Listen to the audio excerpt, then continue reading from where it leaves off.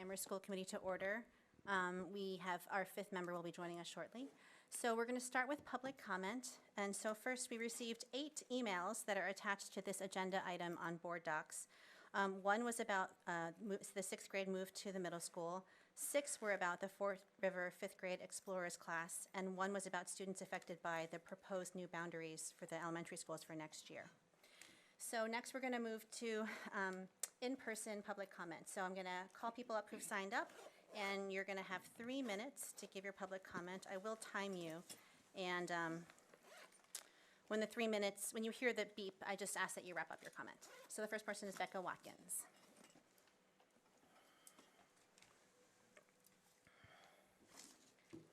And sorry, can you just move you can pull it towards you, and so you can speak right into it, so that the folks online on Amherst on the live stream can hear you. Go ahead. Thank you.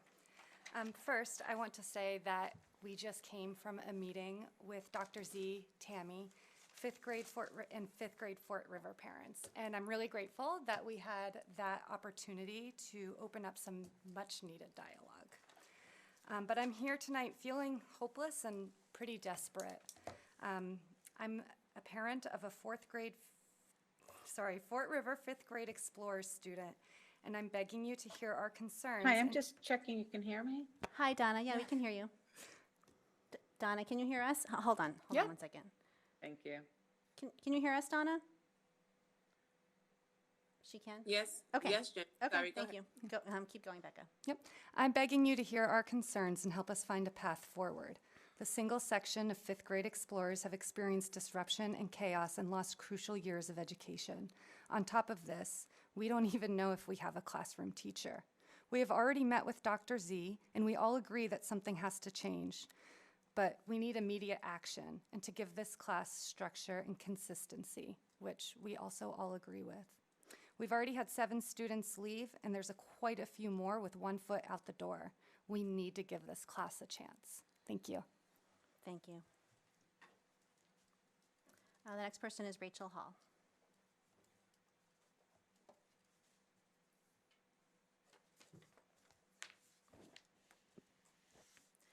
Good evening.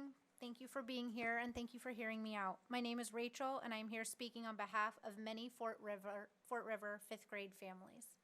I'm here because our 5th grade Explorers classroom is in crisis. It is only October, and the class has already been evacuated multiple times. Children are continuously dysregulated, triggered, and pushed beyond their limits almost every day. Furniture is being thrown, tables flipped, and physical altercations occur regularly. Students have lost cafeteria privileges, a classmate has been suspended, and children have been and witnessed children being physically restrained again and again. This list is long and the year is young. We have raised these concerns for years through the proper channels, to the principal, the superintendent, district leadership, and yet the same crisis level conditions continue. This classroom has become known for its instability and volatility. Our children are not learning and after very quick research, the data supports this. Parents who have since left this program described the class as a large concentration of behavioral needs in one room, an atmosphere that is highly volatile and unconducive to learning, daily dysregulation for every single student, and a teacher spending so much time calming a classroom that there was very little left time for learning. Another family called it an academic disaster with no commitment to serious change and no path forward. These experiences are not isolated. They reflect a systemic failure to provide a safe, functional learning environment for our children. This classroom is not operating as the least restrictive environment that students are legally entitled to. Physical restraints and seclusions meant only for emergencies have become daily coping tools. The class is not functioning as an inclusion setting either. It is unsafe, unstable, and almost certainly out of compliance with state and federal law. We can no longer leave our children's safety in the hand of the current Fort River principal, whose ongoing inaction and tolerance of unsafe conditions have allowed this crisis to continue unchecked. Our children are suffering. At best, they are not learning. At worst, they are not physically or emotionally safe. We are urgently asking for 2 full-time dedicated classroom teachers, including 1 full-time special education teacher that are the same two teachers, not various teachers being pulled in at various times. An outside consultant to assess the classroom and recommend interventions. We know Dr. Z values outside expertise, and this classroom clearly needs it, and that could help with the 6th grade transition. An immediate task force, including parents, administrators, and outside experts to stabilize this class and ensure accountability and safety, including as they transition to the 6th grade. And new district's policy stating that after a certain number of evacuations in 1 month or week or whatever you come up with, an outside intervention team must come in to evaluate and support the classroom. To make matters worse, our children, not the parents, were told that their main teacher, Ms. Cavacci, will be out frequently for an indefinite amount of time. This is unacceptable. Our children cannot wait. Please help us. Thank you. Thank you. The next person is Meg Graham McLean. Hi, everyone. Thank you. I'm Meg Graham McLean. I'm actually a mom of a Fort River 5th grade Commandante student. And I'm actually here asking for support for the Explorers program. My child is in the Commandantes program. I feel very privileged that we are there. But it has made the inequities between the classrooms more obvious to me. So she is friends with all of these students. She's friends with the Explorer program students, and we see the inequities firsthand. So they need help. They need support. So I'm here just voicing that support for those students. Thank you. Thank you. Kyle Husaker? Thank you so much for hearing us. I've got a couple of words to say, but more than anything, I think the direct ask to you is that you help hold leadership at Fort River accountable just to making change. There's so many times that we've expressed these desires to them, and they have expressed to us their greatest intention of making change, and yet nothing has happened. We want them to help us, and we need you to help them do that. Like I said, I'm the father of a Fort River student. You've heard about the day-to-day realities of our children, repeated evacuations, constant disruption, and exceedingly underserved educational environment. These are unsafe conditions that make learning nearly impossible. I won't repeat everything that's been said, but I do want to underscore one point, and what's being done right now is simply not working. Over the past 3 years, as this dynamic has continued to present itself, we've repeatedly heard the same explanations and reassurances. Promises that things are being monitored, that new supports are coming, that progress is being made. But from where we stand as parents, the situation is continually getting worse. There is no longer trust that our children are safe or that they're receiving an equitable educational experience. I do want to be clear that there is no blame placed on these classroom teachers. Teachers have some of the hardest jobs in the country, and they've handled this situation as much as the students have. I can only imagine how dysregulated they've been, to the point where the current permanent teacher is often absent, which multiplies the effects of these issues. And today, our child told us that they would be absent perhaps indefinitely. So they're suffering. This is no longer a matter of patience or process. It's a matter of requiring immediate safety, stability, and leadership. I think our children deserve a classroom that functions. Thanks so much. Thank you. The next person is Evan Naismith. Hi.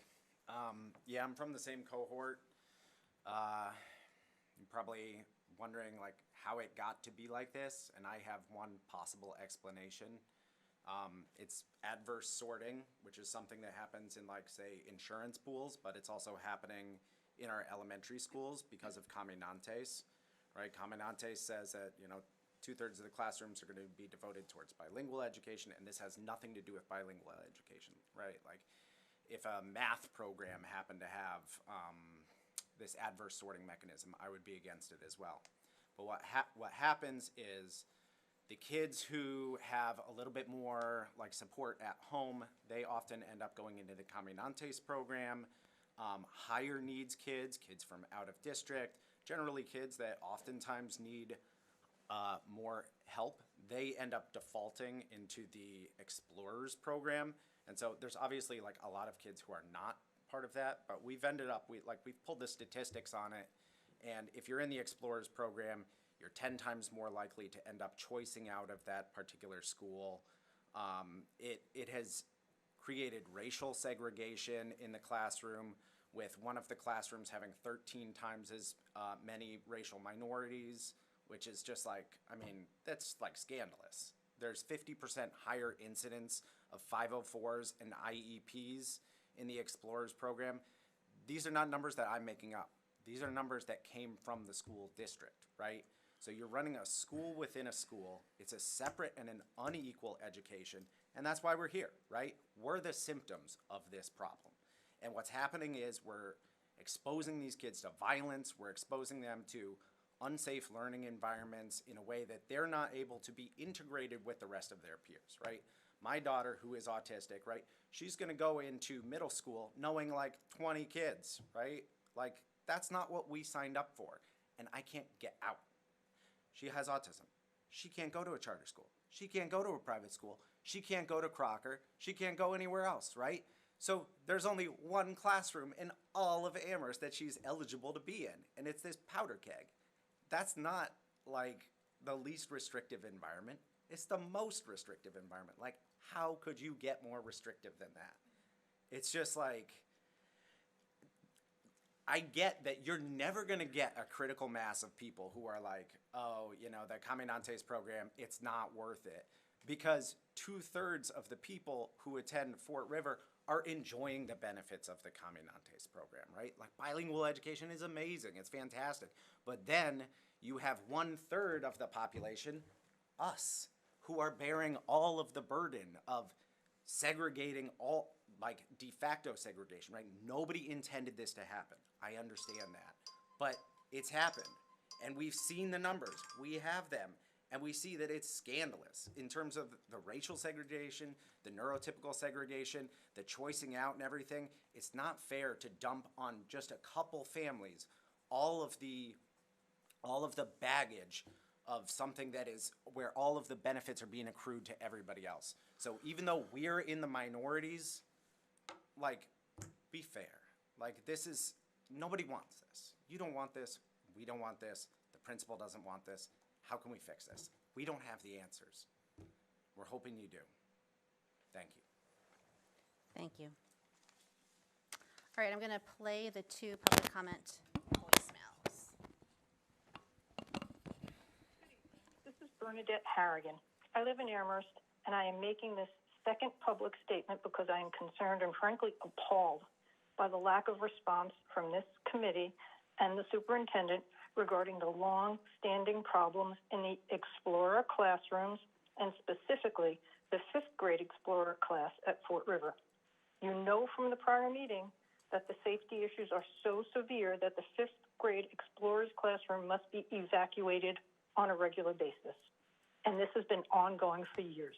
Let me be clear again, as I said last time, classroom evacuations are not supposed to be routine. They are emergency responses. They happen when students and staff must immediately leave the room because it is no longer safe to remain. In the 5th grade Explorer class, safety evacuations are happening regularly because some students are throwing chairs, desks, and other furniture in the classroom. Some students are threatening staff and classmates with physical violence. Others have them running out of the building into dangerous situations. This class had to be evacuated for emergency safety concerns almost 20 times last year when they were in 4th grade, and they have already had to be evacuated 5 times this year. Please stop and consider that. And the classroom is not just unsafe, it is unviable. It is not a functioning learning environment. The extreme disruptions, constant anxiety, and repeated evacuations make it impossible for any teacher to teach and any child to access their education in the classroom. This is a system failure. This is a safety and a learning crisis. And it is unacceptable that the school committee and the administration knowingly allow this untenable situation to persist. I remind each of you that you owe a duty of care to these students and staff. You have a legal and a moral obligation to be aware of what is happening. You have a fiduciary responsibility to act in the best interest of our children, our educators, and our community. I am again imploring you to fulfill your obligations, visit the classroom, speak with the teachers, invite comments from parents, ask questions, and demand answers. Act to find and help make solutions before someone gets seriously hurt, because you are on ongoing notice of the situation. And Sorry, the voicemail cuts off after 3 minutes. Second and last voicemail. McNally, a parent of 2 Amherst students and live in Amherst. I want to call attention to the 5th grade Explorers class at Fort River, a group of children whose school experience tells a story we can't ignore, a class that is in crisis. This is the class that started kindergarten online. Their first memories of school were through screens in living rooms during a global pandemic. When they finally stepped foot in a classroom for 1st grade, the world was still unsafe. They wore masks. They couldn't see smiles or faces. This class has also endured at least 4 administrative transitions, new principals and assistant principals, new systems, and somehow they're expected to keep adjusting, to stay resilient, to absorb the instability that adults around them create. Through all that, they've tried. Due to systemic constraints, this same group of students has been in the same class with the same peers, the same mix of challenges, triggering behaviors, unmet IEP needs, and unaddressed emotional needs in the same room for 5 years straight. These kids have never had a fresh start. They've never had the chance to build different peer relationships, reset dynamics, or to experience what a calm, functional classroom should feel like. Meanwhile, these students sit just yards away from a brand new building, a building that they have been told has no room for them. And they'll be sent off to middle school as the first 6th grade class, again, with no clear plan and no consideration for the toll of everything they've already lost. This all has a cost. Their class has had to be evacuated multiple times this year due to aggressive and unsafe behaviors. Students have witnessed peers in crisis, have learned to duck or freeze when a chair flies across the room. Many have developed anxiety just walking through the door each morning. Things are so dire, they're not even allowed to leave the classroom for lunch. These are 10 and 11-year-olds who have never known a stable classroom environment, who associate learning with chaos and uncertainty, and worse yet, there's no learning happening. We cannot look at these children and call this acceptable. I urge the committee to truly see this 5th grade class, to review the data, the behavioral logs, the attendance patterns, the IEP outcomes, but more important than that, see their faces. Listen to the teachers who've cried in frustration and the parents who are at their breaking point. We have failed these kids, and we should all be ashamed we have let this go on for so long. These kids deserve relief now. They deserve a safe classroom. Let's give them a sense of safety and security before we send them off once again into uncertainty. Is there anyone else who would like to give public comment?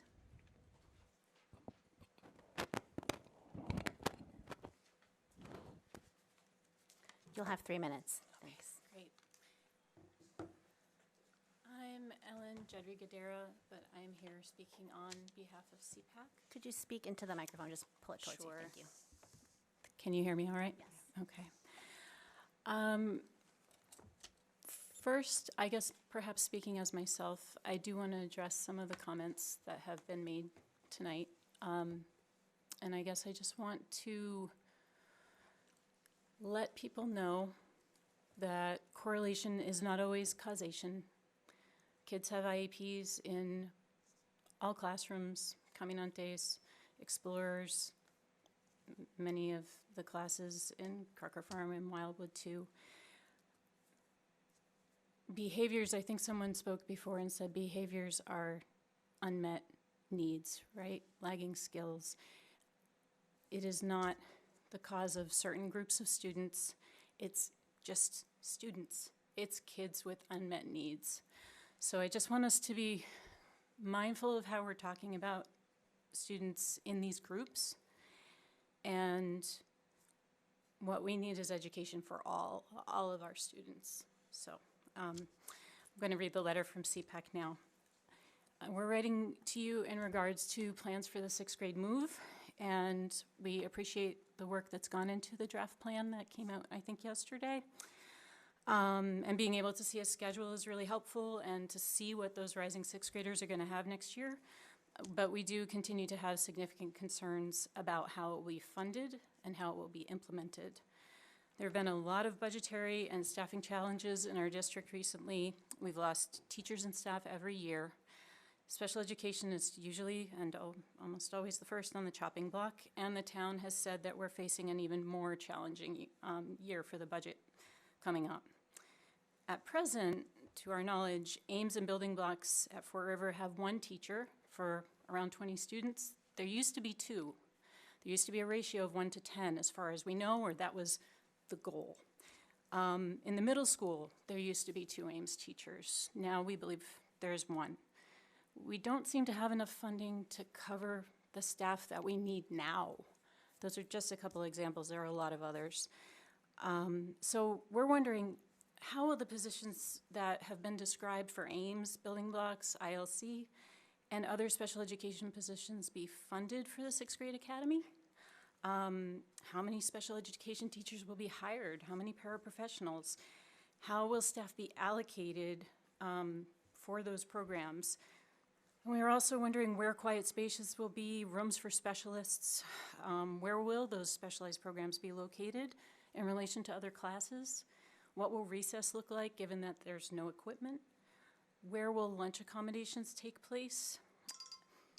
And one thing to keep in mind, these 5th graders that you've just heard all about, this grade is going to be moving, and they're going to be the grade that's affected the most by this move.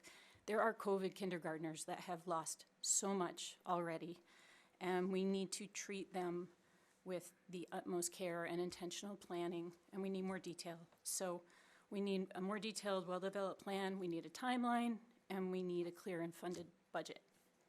Thanks. Thank you. Any last call for public comment?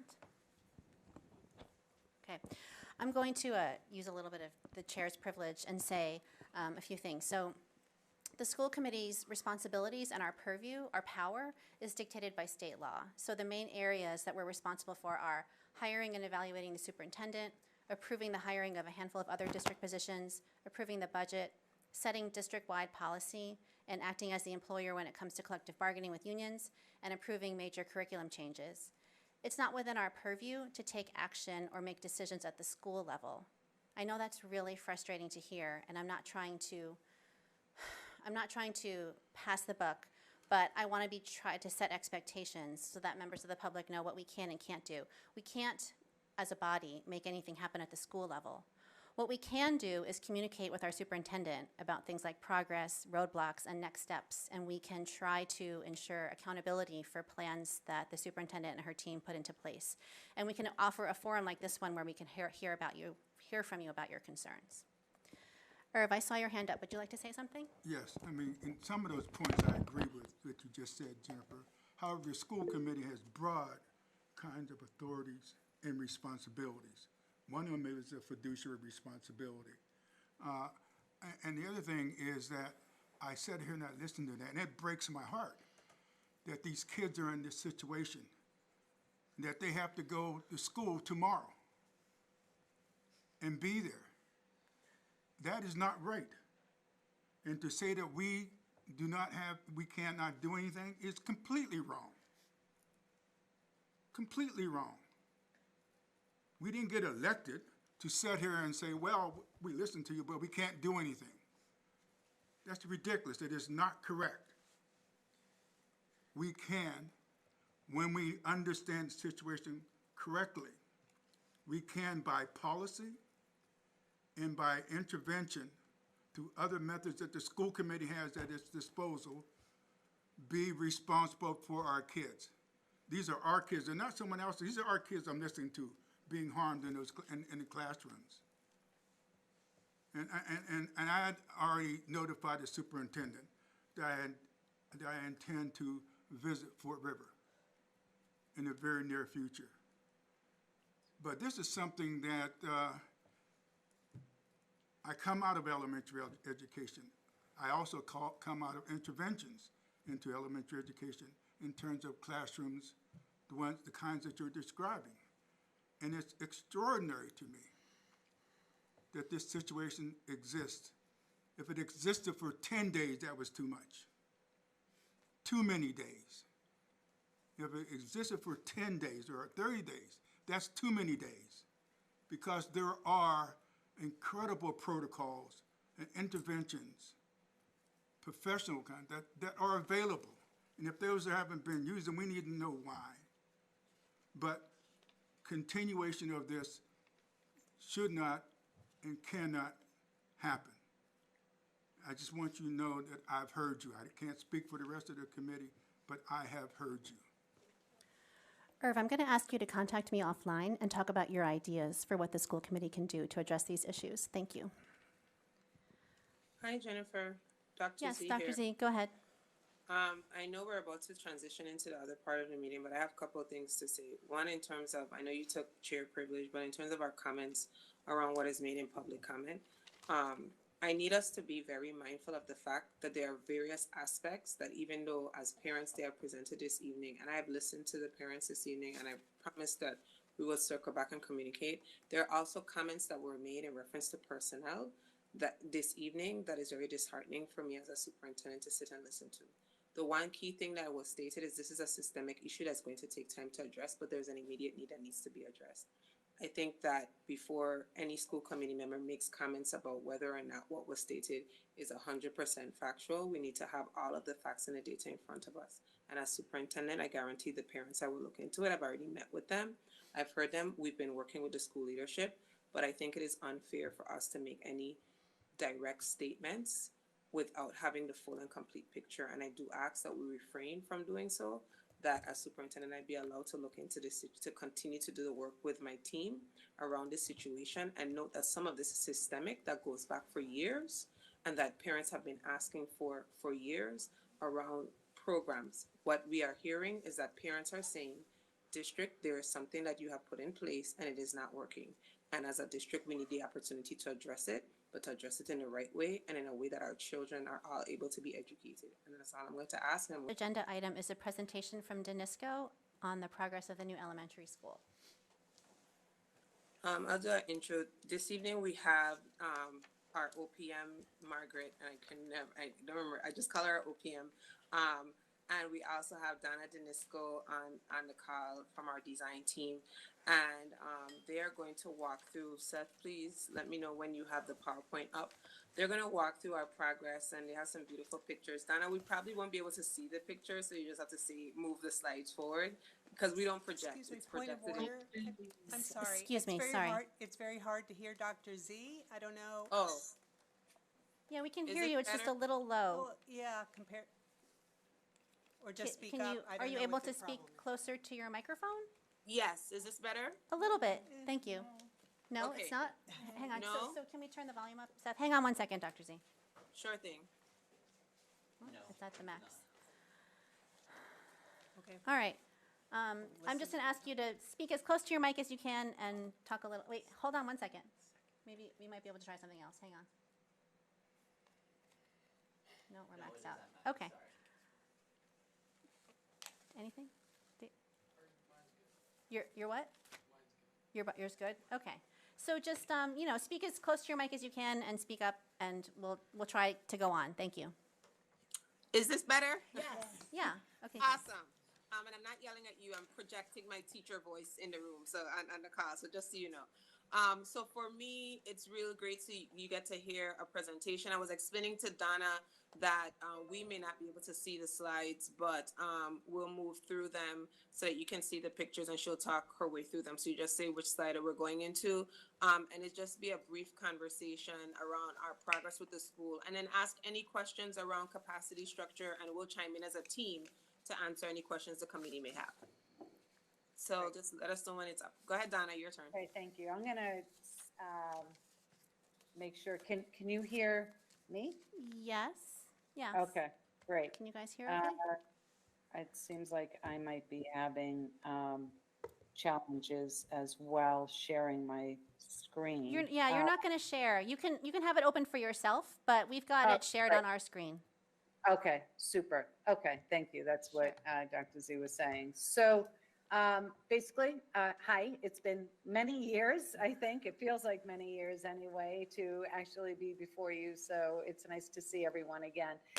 If we just go to the first slide, Dr. Z just asked that we give a quick overview of where we are. It's not really design. We're way past that, which is exciting.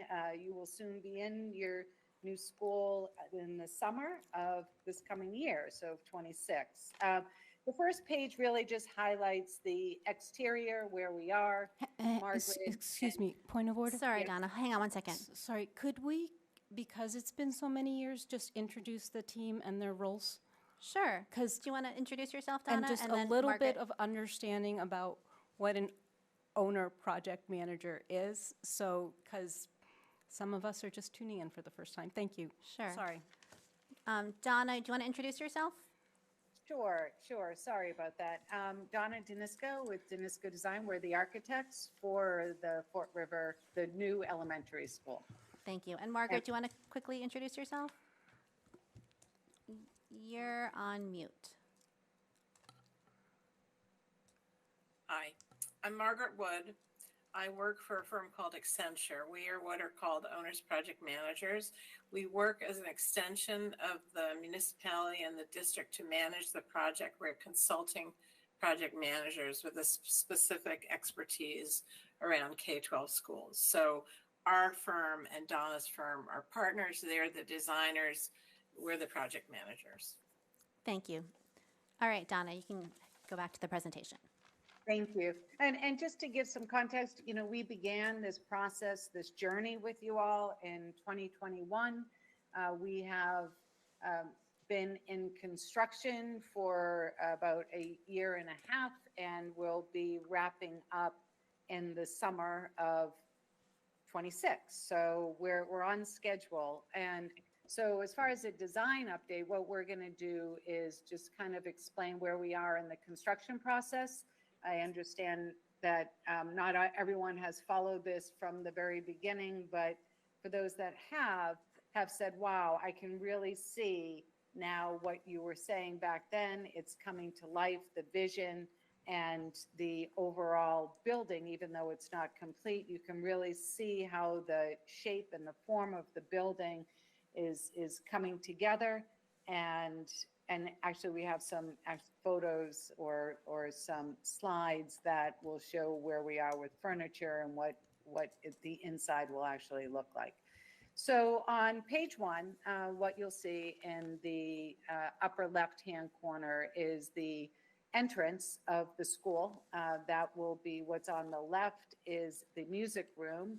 Above the music room will be the library or the media center.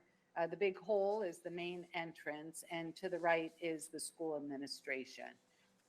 Looking at going clockwise, looking at the image next to it, what you're looking at is the corner of the school. So you'll be seeing this view from the parking lot. I apologize for the dumpster, but what you're seeing here is that is the cafeteria, and then all of the playground that will be in front of it. The bottom left, I guess I'm going to not go clockwise. The bottom left image is a view from the bus drop-off area. This is the south side of the building. And as you can see, the color, the brick, and even some windows are starting to be inserted. And then the view to the bottom right is the gymnasium, and you'll see all the openings, so there'll be a lot of natural light. If we go to the next slide, what we wanted to show here, and shout out to Deb Leonard. Thank you, Deb. You'll see some of your photos in this presentation, so thank you. You'll see that as we start to incorporate the color and make it playful. You'll see that we have the accent colors. You'll see them coming through on the windows.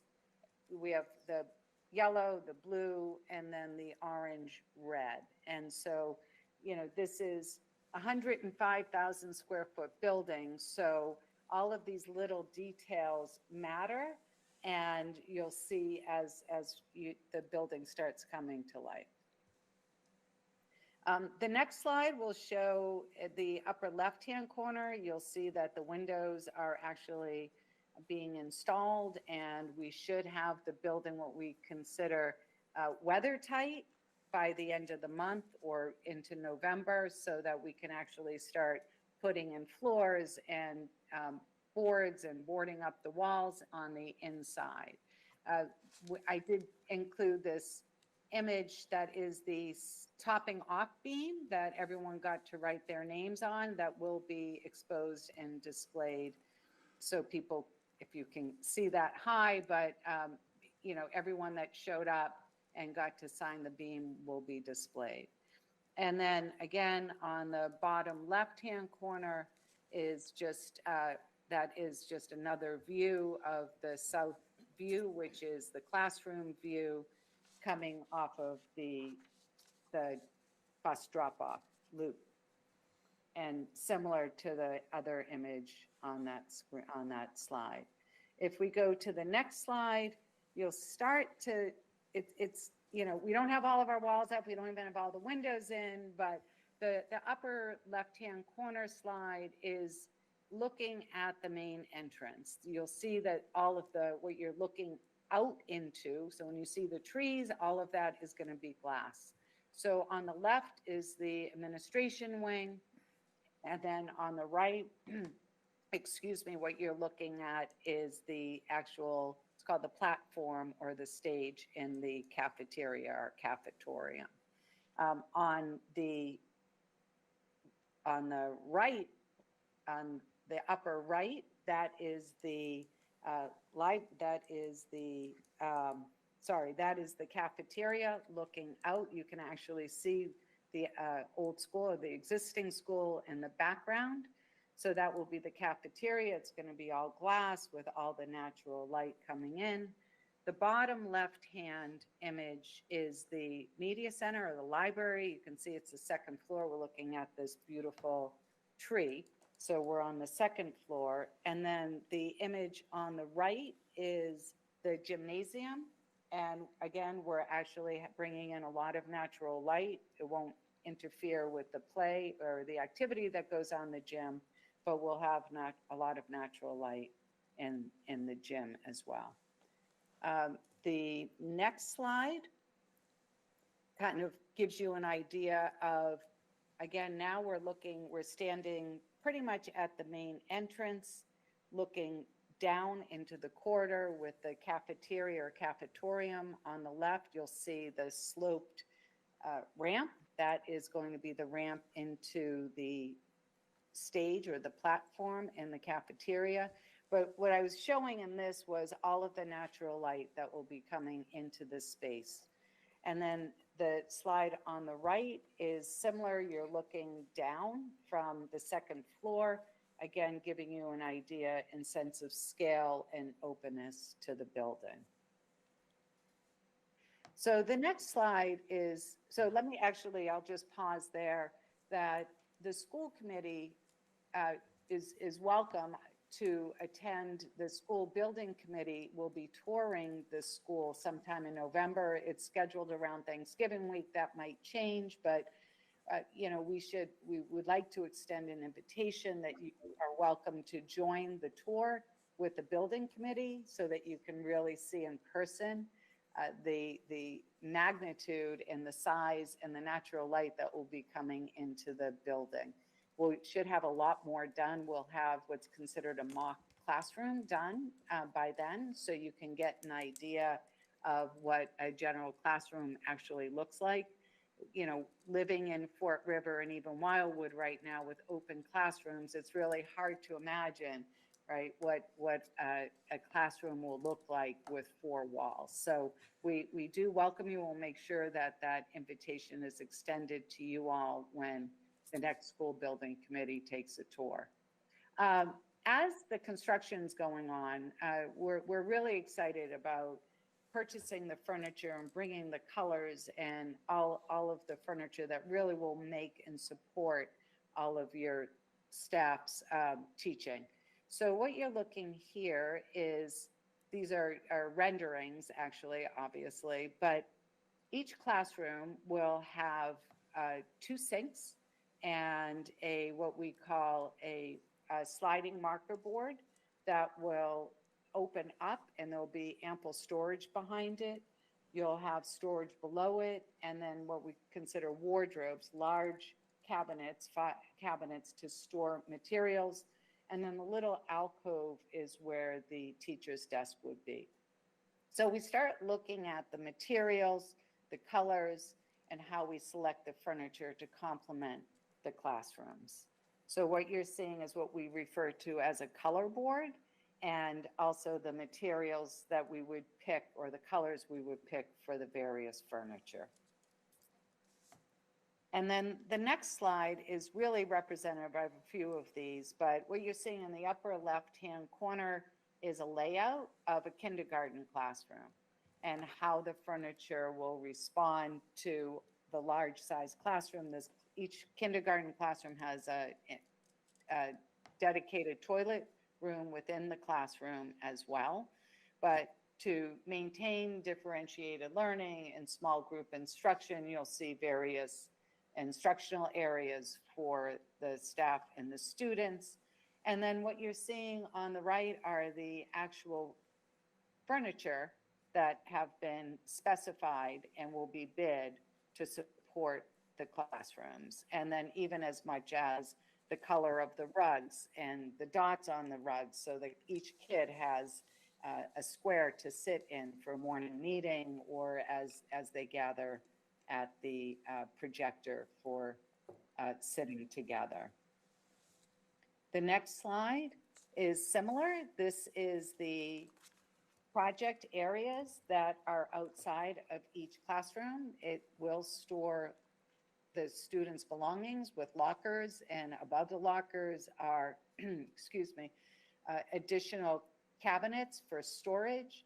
But it's also an opportunity for small group instruction, for pull-out instruction, and even for collaboration for students at older grades. So we will have furniture out there, and you'll see the furniture and the types of colors that we're considering as part of the furniture.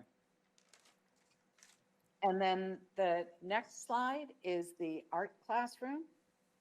And again, very similar.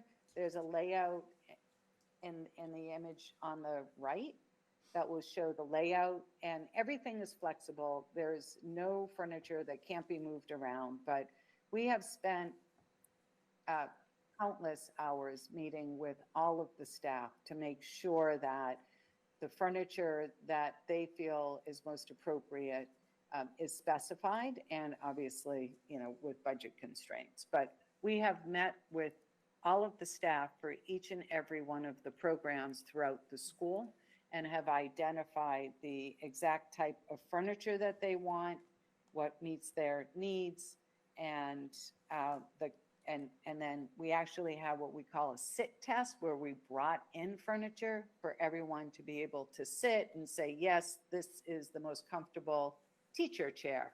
Yes, we like these chairs for the students, and tables and desks for the students. So we've had a lot of input from staff, which we're really excited about this being special to the new elementary school. Donna, before you go on to the floor plans, just sorry if I should know this, but what does FF&E stand for? Furniture, fixtures, and equipment. Sorry about that, Jennifer. Yeah. Thanks. We have so many acronyms.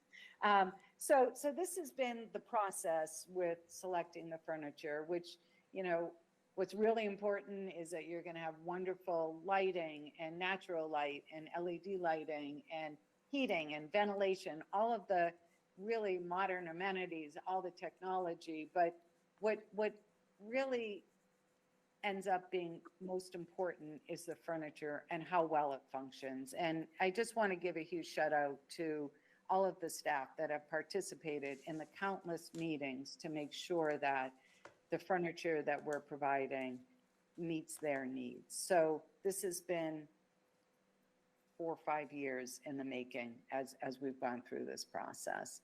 So really, that's it. I have the floor plans here just as a reminder for any questions that may come up. But the furniture, we have selected all the furniture. We're planning on going out to bid very shortly. We hope to have bid results and actual costs of the furniture by January so that we can order the furniture. It is a long lead time, so that we can bring the furniture in July of 26. So I'll just stop there. It's so hard to give a quote unquote presentation of the construction, but feel free to ask any questions or about the process that you may have. Thanks, Donna. Any questions? Sarah? Sure, thank you. This is wonderful to see, Donna. Yes, do send an invitation to the chair Yes. for the tour. So I have a few questions. All the natural light is wonderful until possibly it isn't. If you need more dark, less light for either, the screens, for whatever is being displayed. So will there be shades? Will there be some mechanism to make it darker if that is necessary? Yeah, thank you. Yes, there will be shades for every window throughout the building. And we even have shades for the interior windows. So because we have a lot of natural light actually coming in throughout the entire building. So we even have shades also for security and privacy, but also to control light.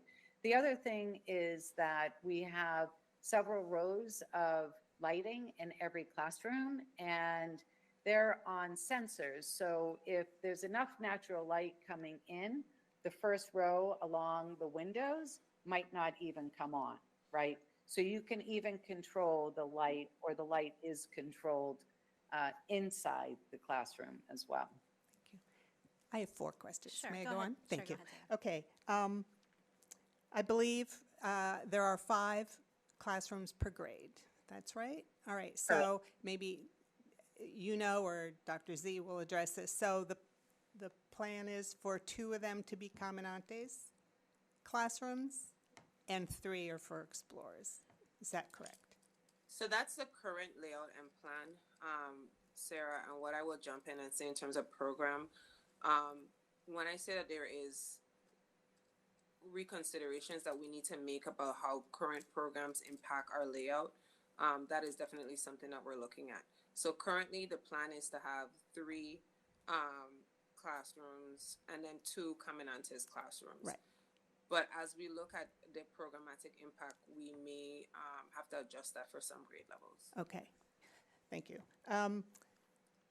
So all the new furniture, it's going to be wonderful. Everything is brand new, and then everything starts getting old.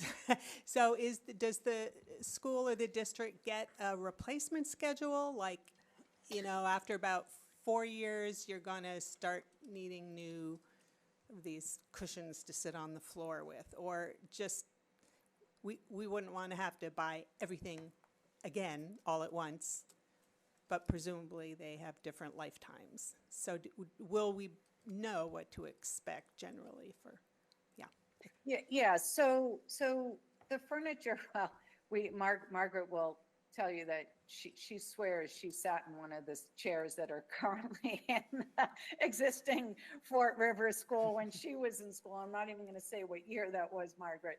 But furniture is going to last a very long time. There may be certain types of furniture. The bean bags actually are foam. They're not beads, so those will last longer than typical bean bags, and other types of specialty items that may have a shorter lifespan. But this furniture should last easily 20 plus years. But to answer your question, you will receive a full binder at the end that will tell you exactly the make, the model, and where we got it from, so that if you do want to replace them or if you need more of a certain item, that will all be available to you. Okay, thank you. And last one, you haven't talked about the outside at all, and maybe you'll come back in the spring and give another presentation. I don't know, but I remember reading that the Corkine is not standing up, and so now what? And so maybe the problem has been solved, but I'm curious if you can tell us about the playground surfacing. Sure. Margaret, I was not at the building committee meeting for that conversation on Friday. I don't know if you want to. Yeah, I mean, I will say that it hasn't been solved. Bob Parent, who is working directly for the town, has done a lot of research, which we supported him on the Corkine.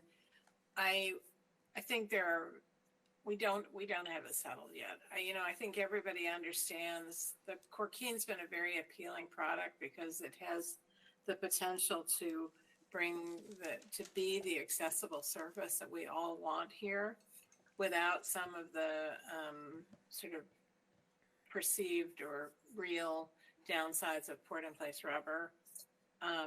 But I think Corkine, really wants to do this project. I would say at the moment they've convinced the building committee that it is the product that will last. Its durability is in doubt. The playgrounds, the thing that we heard most recently is that the playgrounds that they have done in Europe, of which there are many in Sweden and Norway, sort of comparable cold weather climate, are not very large areas. And so you run into issues, we're concerned that we could run into issues with expansion and contraction of the material and having introduced joints and other things that you wouldn't need to have with a more resilient, less rigid product. So it isn't settled.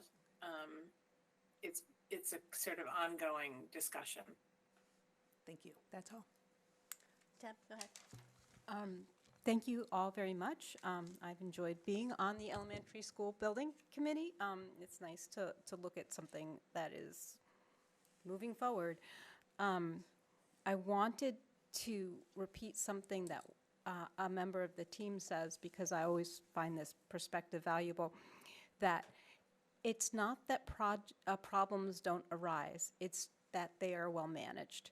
So it's been my experience on this committee that it's just really, everybody on it is very pleased with the progress, and right now it's under budget, and the timeline we're on, even though we got a delayed start, and Bob Parent worked exceedingly hard to get us to the place we are where we can move forward with this product. It wasn't looking so great last week, but he was able to secure more of an arrangement with the companies involved to make it a possibility instead of we have nothing. So I just really wanted to thank Bob for all his work, and of course the entire team. Thank you. And I will make sure that y'all get an invitation. Thank you. Thank you, Deb. Other questions from the committee? Bridget, go ahead. Go ahead. Thanks. Okay, perfect. So my question is sort of simple. I think I see 30 classrooms that are general ed classrooms, and if our average class size is 20, but our average class size actually, I think in practice, is more like 22, then we're talking about between 600 and 660 children who could attend the school in my math. So can you explain to me how we're getting to like the projected enrollments that would have a smaller school? Or is that something that you folks are working on? Bridget, from my edification, can you clarify your question? Because are you, you're talking about a projected enrollment for a smaller school. Are you asking? Guess first I want to know how many, like, do I understand how many general ed classrooms there are? Are there 30? Yes. Okay, and then secondly, like, most of our general ed could have, I mean, on average 22, so that's like 660. Is there any reason we can't use this building for more students than the current projections? So, to clarify, and Donna, correct me if I'm wrong, I'm gonna jump in on this part. Yes, please do. The school is built for a capacity of 575 with flexibility and space. That 575 is based on K through 5 enrollment, because that's what the school was built for. The flexibility and space, which you are counting up to 6 or 660, is for the flexibility and space. And 660 would max out the building in actuality, and nobody should run a school building at max capacity. Let's just put that out there, because that causes quicker deterioration of the building and everything else. But the additional spacing in terms of the possibility gives us the flex for K-5. If we try to expand beyond that, we don't have flexibility for the other grade levels. So, I mean, Donna, you could want to jump in there. Yeah, sure. So the number of classrooms, so let me just back up. Your partner, as everyone probably knows, is Mass School Building Authority, right? And they're contributing tens of millions of dollars into the project.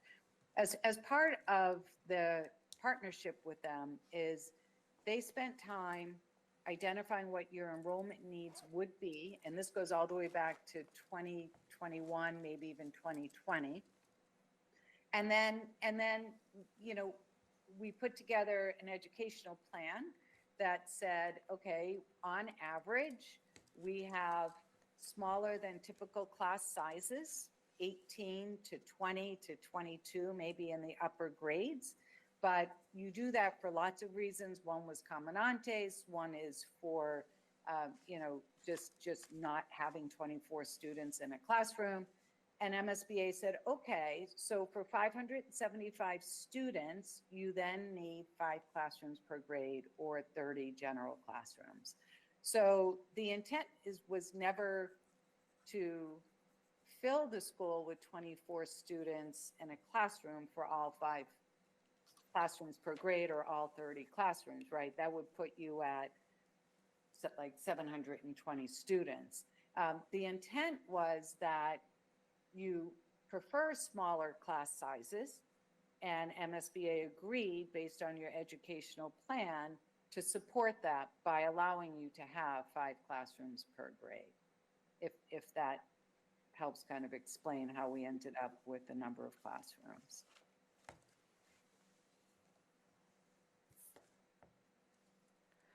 That's all I have. Great, thank you. Deb? So I asked Kathy a couple weeks ago, hey, Can you just say who's Kathy? I asked the chair of the elementary school building committee, Kathy Shane, who's a town councilor, what would it look like if we temporarily added 6th grade? And she said there was a conversation, and one of the reasons I asked her is because I know that these kinds of numbers and floor plans and calculations have been going on.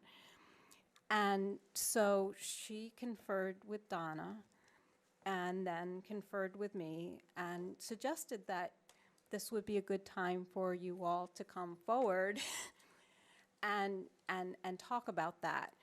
So I don't want to put you on the spot, but it would be better for you to answer that question than for me to try to interpret what Kathy said you said. So if you don't mind, just at whatever level you feel comfortable speaking to that point, because I know there's members of the community that would like to hear that. So, oh, sorry. Deb, That was for Donna. No, I know it's for Donna. I'm trying to keep track of the notes and stuff, so I just want to be clear on your question. Your question to Donna was, what would it look like if we were to temporarily add 6th grade? Yes, or some sixth grade classrooms. And what that would do to the building, basically. Could we do it? Is it possible? I don't really know. Define your own question, Donna. I'm just really wondering what. Sure, it's, so, you can do the math. 24 students in a classroom, right? Times 30 classrooms is quite a large student population. We did design the building with the intent of flexibility, meaning, can you add a couple of students in a classroom to support grades K through 5, right? There was never really a conversation about a 7th grade or the 6th grade, 7 grades total in the building. And the reason why is, if you start adding a 7th grade or the 6th grade, you run into other issues. Your issues are surrounded by, you have one art room, right? So how can you schedule 6 grades to have only one art room? Same thing with only one music room. Same thing with, actually, through the school committee, if I think, Jennifer, you were on the school committee at that time, Irv, I think you were at the school committee at the time, that consciously, we actually reduced the size of the gym. A standard gym's about 6,000 square feet. And to reduce the overall square footage of the building, to keep the cost down, the gym is only 4,000 square feet.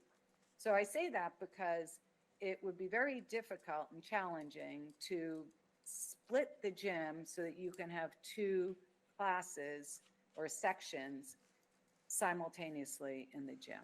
So it isn't the number of classrooms. Sure, you have 30 classrooms, but you have to think beyond that, because the school experience goes beyond the general classroom. So you have a challenge with the art, you have a challenge with the music, you have a challenge with the gym. You certainly have a challenge with the cafeteria. The cafeteria is sized, so I think we're fitting about 200 students, 212, something like that, students in the cafeteria at one time. So that gives you some flexibility if you have larger than typical grades, but it really isn't there so that you could have 7 grades going through the cafeteria. So now you're starting to think about, okay, we're going to go to 4 sections for lunch instead of 3 sections for lunch. Other considerations that we think about are your special education needs, making sure that you stay within the 48-month age span for students. Do you have enough special education to support the 6th graders that will then be in the school as well? So there are a lot of considerations beyond the general classroom when we start thinking about bringing the 6th grade in. It was more designed to support flexibility and maybe some growth within the grade structure of grades K through 5, but we never planned on what if there are 7 grades in the school. Does that help, Deb? Does that explain Very that? much so, thank you. Bridget, go ahead. Yeah, thank you. That was helpful for me too, because I know what a nightmare scheduling can be. I think it's one of the hardest jobs in the school. So also I wanted to thank you for just the thoughtful design. I think the light coming into the space is absolutely beautiful and the colors are terrific. I think it's going to be a really fun school. I can't wait for the tour. I have one more question. I remember being in a meeting when this was still like a dream in the sky, and the architects were there at that time, and there was some discussion about like the sensory components and keeping it so like those huge spaces like the auditorium and the cafeteria and those places weren't as loud, and that there was some sort of consideration of neurodiverse students. And I wondered, how'd that end up getting worked into the plan? Yeah, so we do, pay really close attention, especially given the diversity of the student population at, well, right now, I guess it's Fort River and Wildwood, but for the new elementary school. And so as far as sensory overload, certain programs are certainly, we've spent a lot of time designing these specialized spaces for these students. But even to go as far as the cafeteria, all of the acoustic ceilings and panels on the walls and the soft flooring really will help with the sensory or overstimulation or noise for these students. And we spent a lot of time with Allison, who's, I believe going to be the new principal, which is great, talking about how can we even carve out or create a special space for students, even in places like the cafeteria, so that they can participate without feeling, sensory overload. And so we've actually created a way that they can engage but still feel, not fully immersed, to give them a little bit more space in the cafeteria as well. Oh, beautiful. Thank you. All right, I think we can wrap up this agenda item. Thank Great. you, Donna and Margaret. Margaret, did you want to say something? Yeah. So Donna, I was at the meeting on Friday, but I left early. And it turns out that after I left the meeting on Friday, the committee did confirm they're planning to use Corkine. Great. So I apologize for having my facts incorrect, and thanks to Kathy Shane, who is our fearless leader, who has corrected me. Excellent. Well, Thank happy, you, Kathy. happy to hear the correction. Thank you. Great, good news. Yeah. So All the right. playground will be in place too. So it's all good. It's all good. Great. Yeah, thanks. And we'll make sure that the invite gets extended to you all, and it will be wonderful for you to start seeing and feeling all of these beautiful renderings, although it won't quite look like that in November. But we're on our way. We're on our way. So it's very Wonderful. exciting. Thank you, Donna. Thank you, Margaret. Looking forward to seeing you at the tour. Thank you. Thank you, Donna. Thank you, Margaret. Thank you. Bye, everyone. Have a good evening. Have a You good too. night. Thank you. All right, we're moving on to our next agenda item, which is the names of the new school and the sixth grade school. Yes, and that's me. So I think that there's two attachments in board docs that was sent. The first was the results or the overview of the survey that was sent out. I think from our first day event, launched a survey to try and get some community input around, and is Allison in the room? Yes, she is. Oh, okay. Allison, Do you want to come up? Allison's going to come up to the seat. Hi, Dr. Z. I didn't want to stay in my office any longer to be in this meeting. So No problem. I showed up. And so we had the initial survey. We got about 50 plus responses.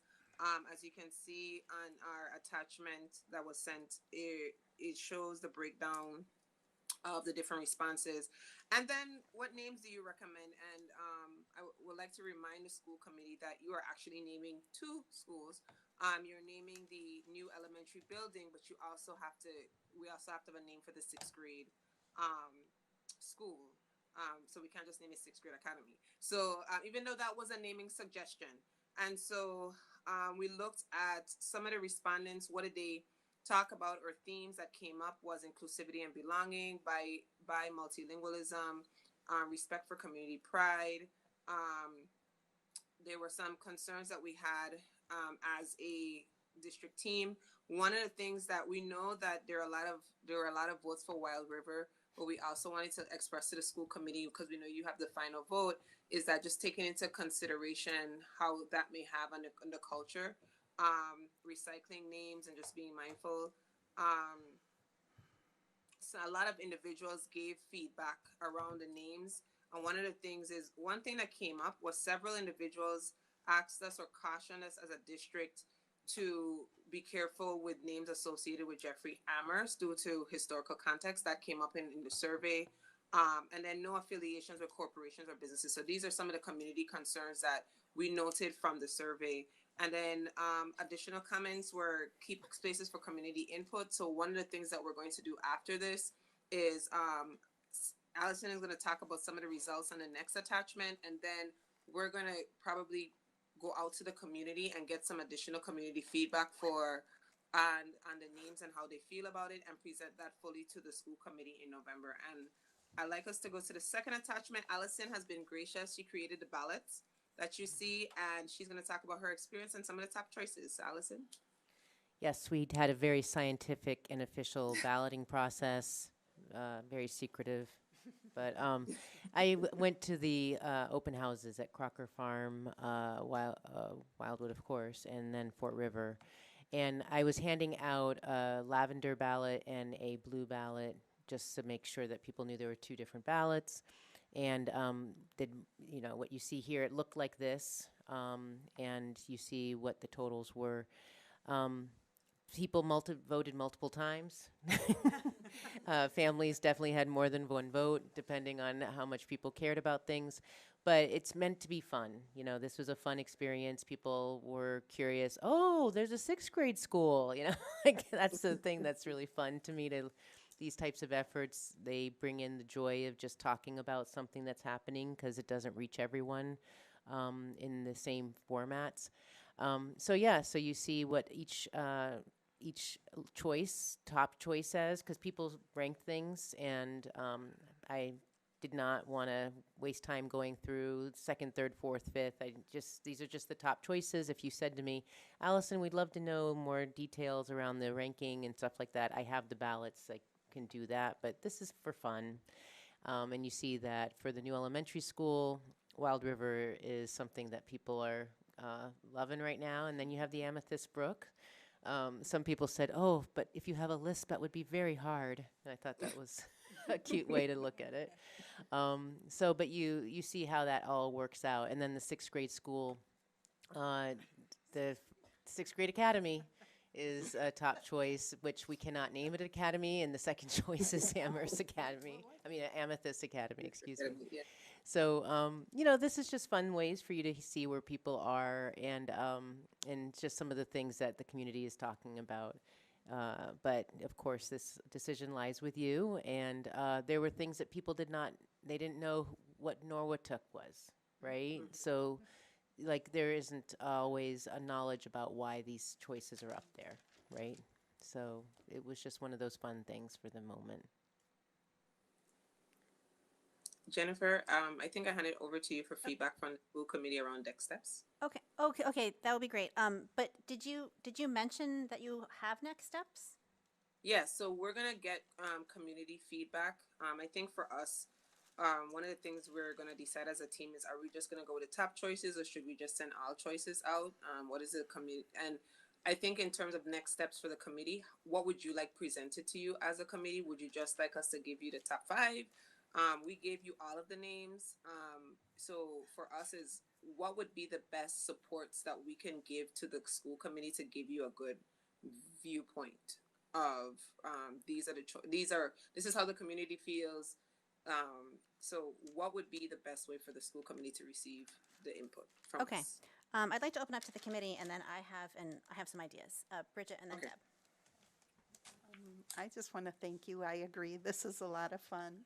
And when I was reading this at lunch today, I was like, oh, very nice.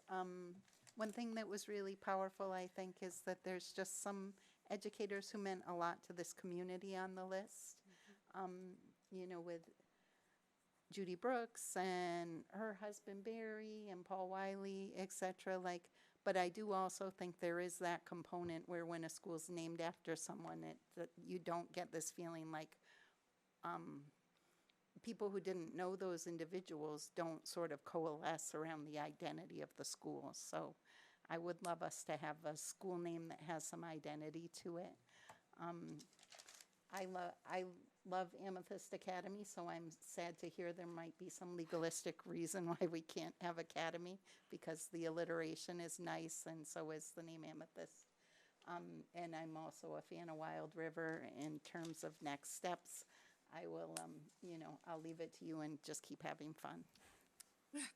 Thank you, Bridget. Deb, and then Sarah.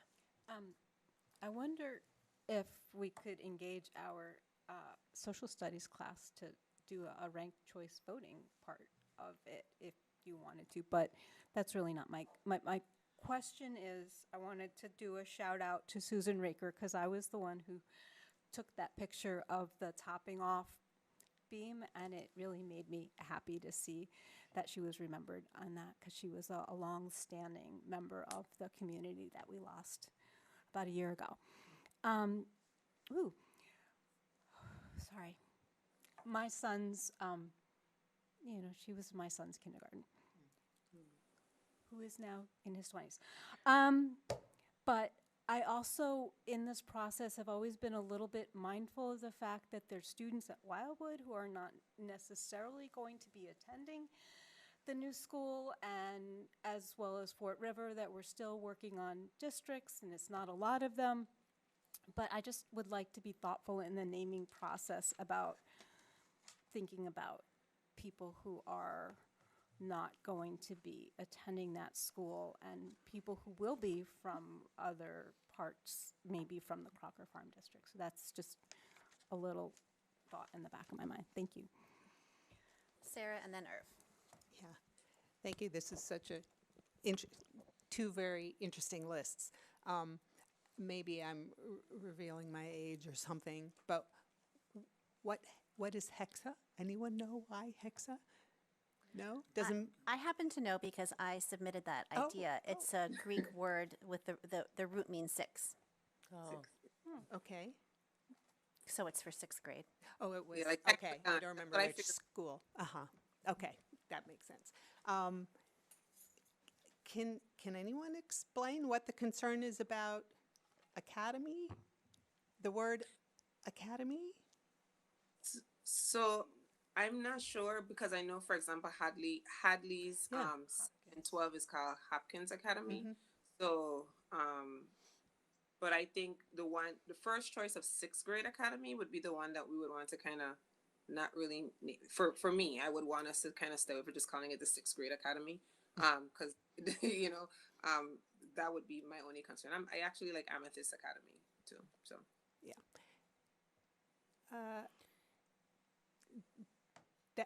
I guess I will say, although I know we're not voting now, but I like the idea of giving the school its own name, a fresh name. This is a new school. It happens to, be next to an existing school, but I am more taken by the new names rather than Wild River, Fort Wild, or, all of those, even though of course, they come to mind. They've been coming to my mind for years. But, yeah, the more I think about it, how often do you get a new name for a school? I think I will encourage us to think about a brand new name. Thanks. Thank you, Sarah. Irv? I think doing a ranked choice ballot would be great, because then you get a great flavor for all of the names, and you would be looking at all of those names and not looking at, well, this one got the most votes, which would not capture the full full reality and also the choice of all of those who voted. So I would like for this to be something where we have a ranked choice voting system. Thank you, Irv.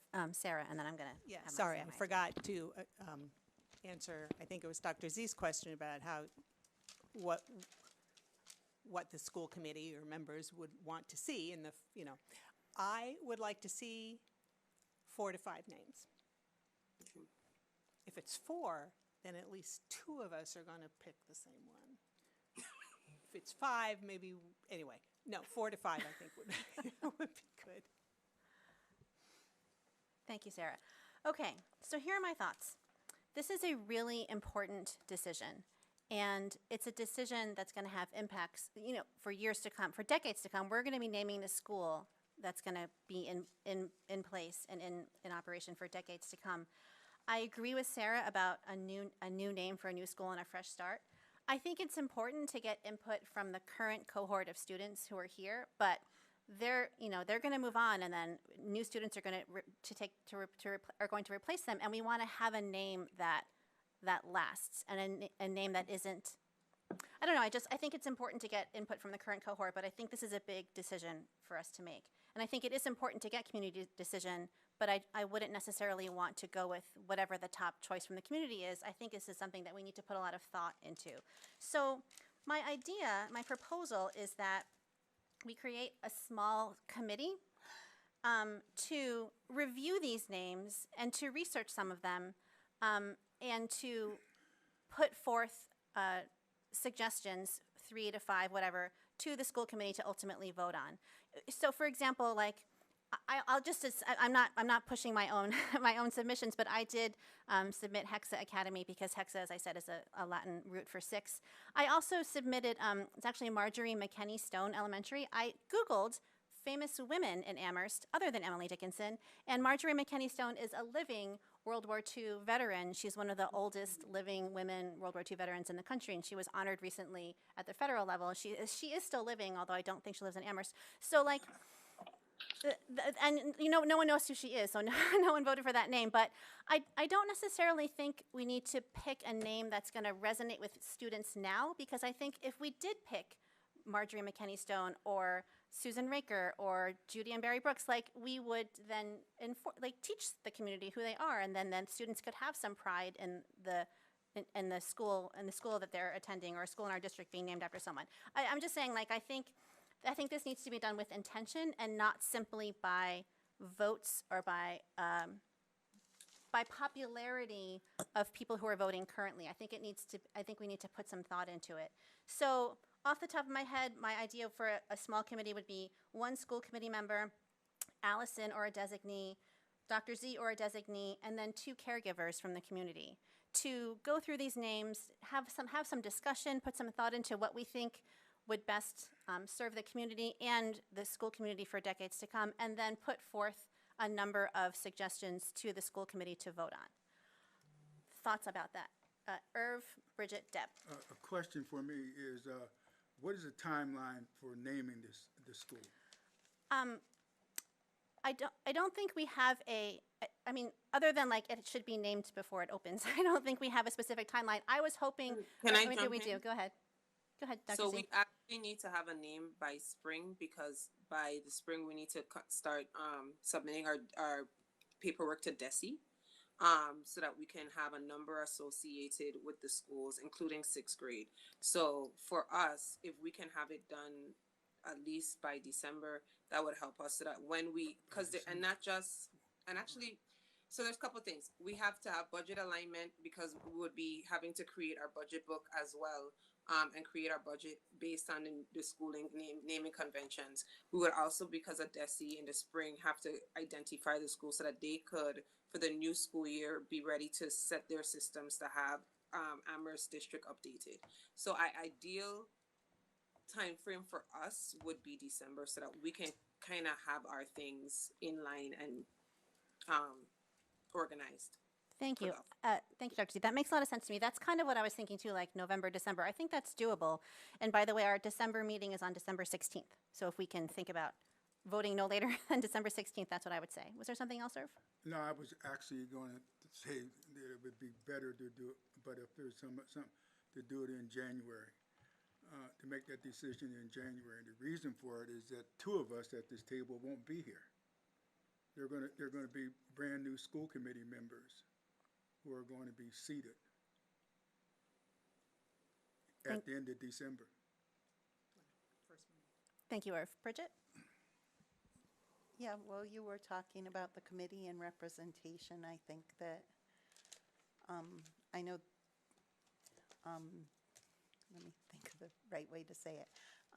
If Comandantes is part of this school, then I think it's really important that the language pieces in a, like that it has a good translation, that it also has alliteration in 2 languages maybe, or whatever it is. So when you're comprising the committee, to think about having that representation of a Spanish speaker. And the second thing I wanted to say was that I also really love that the list shouts out Mr. A, who leads the best kickball game at Fort River, and was just such an inclusive educator, and that he got 7 votes warms my heart. Thank you, Bridget. Deb?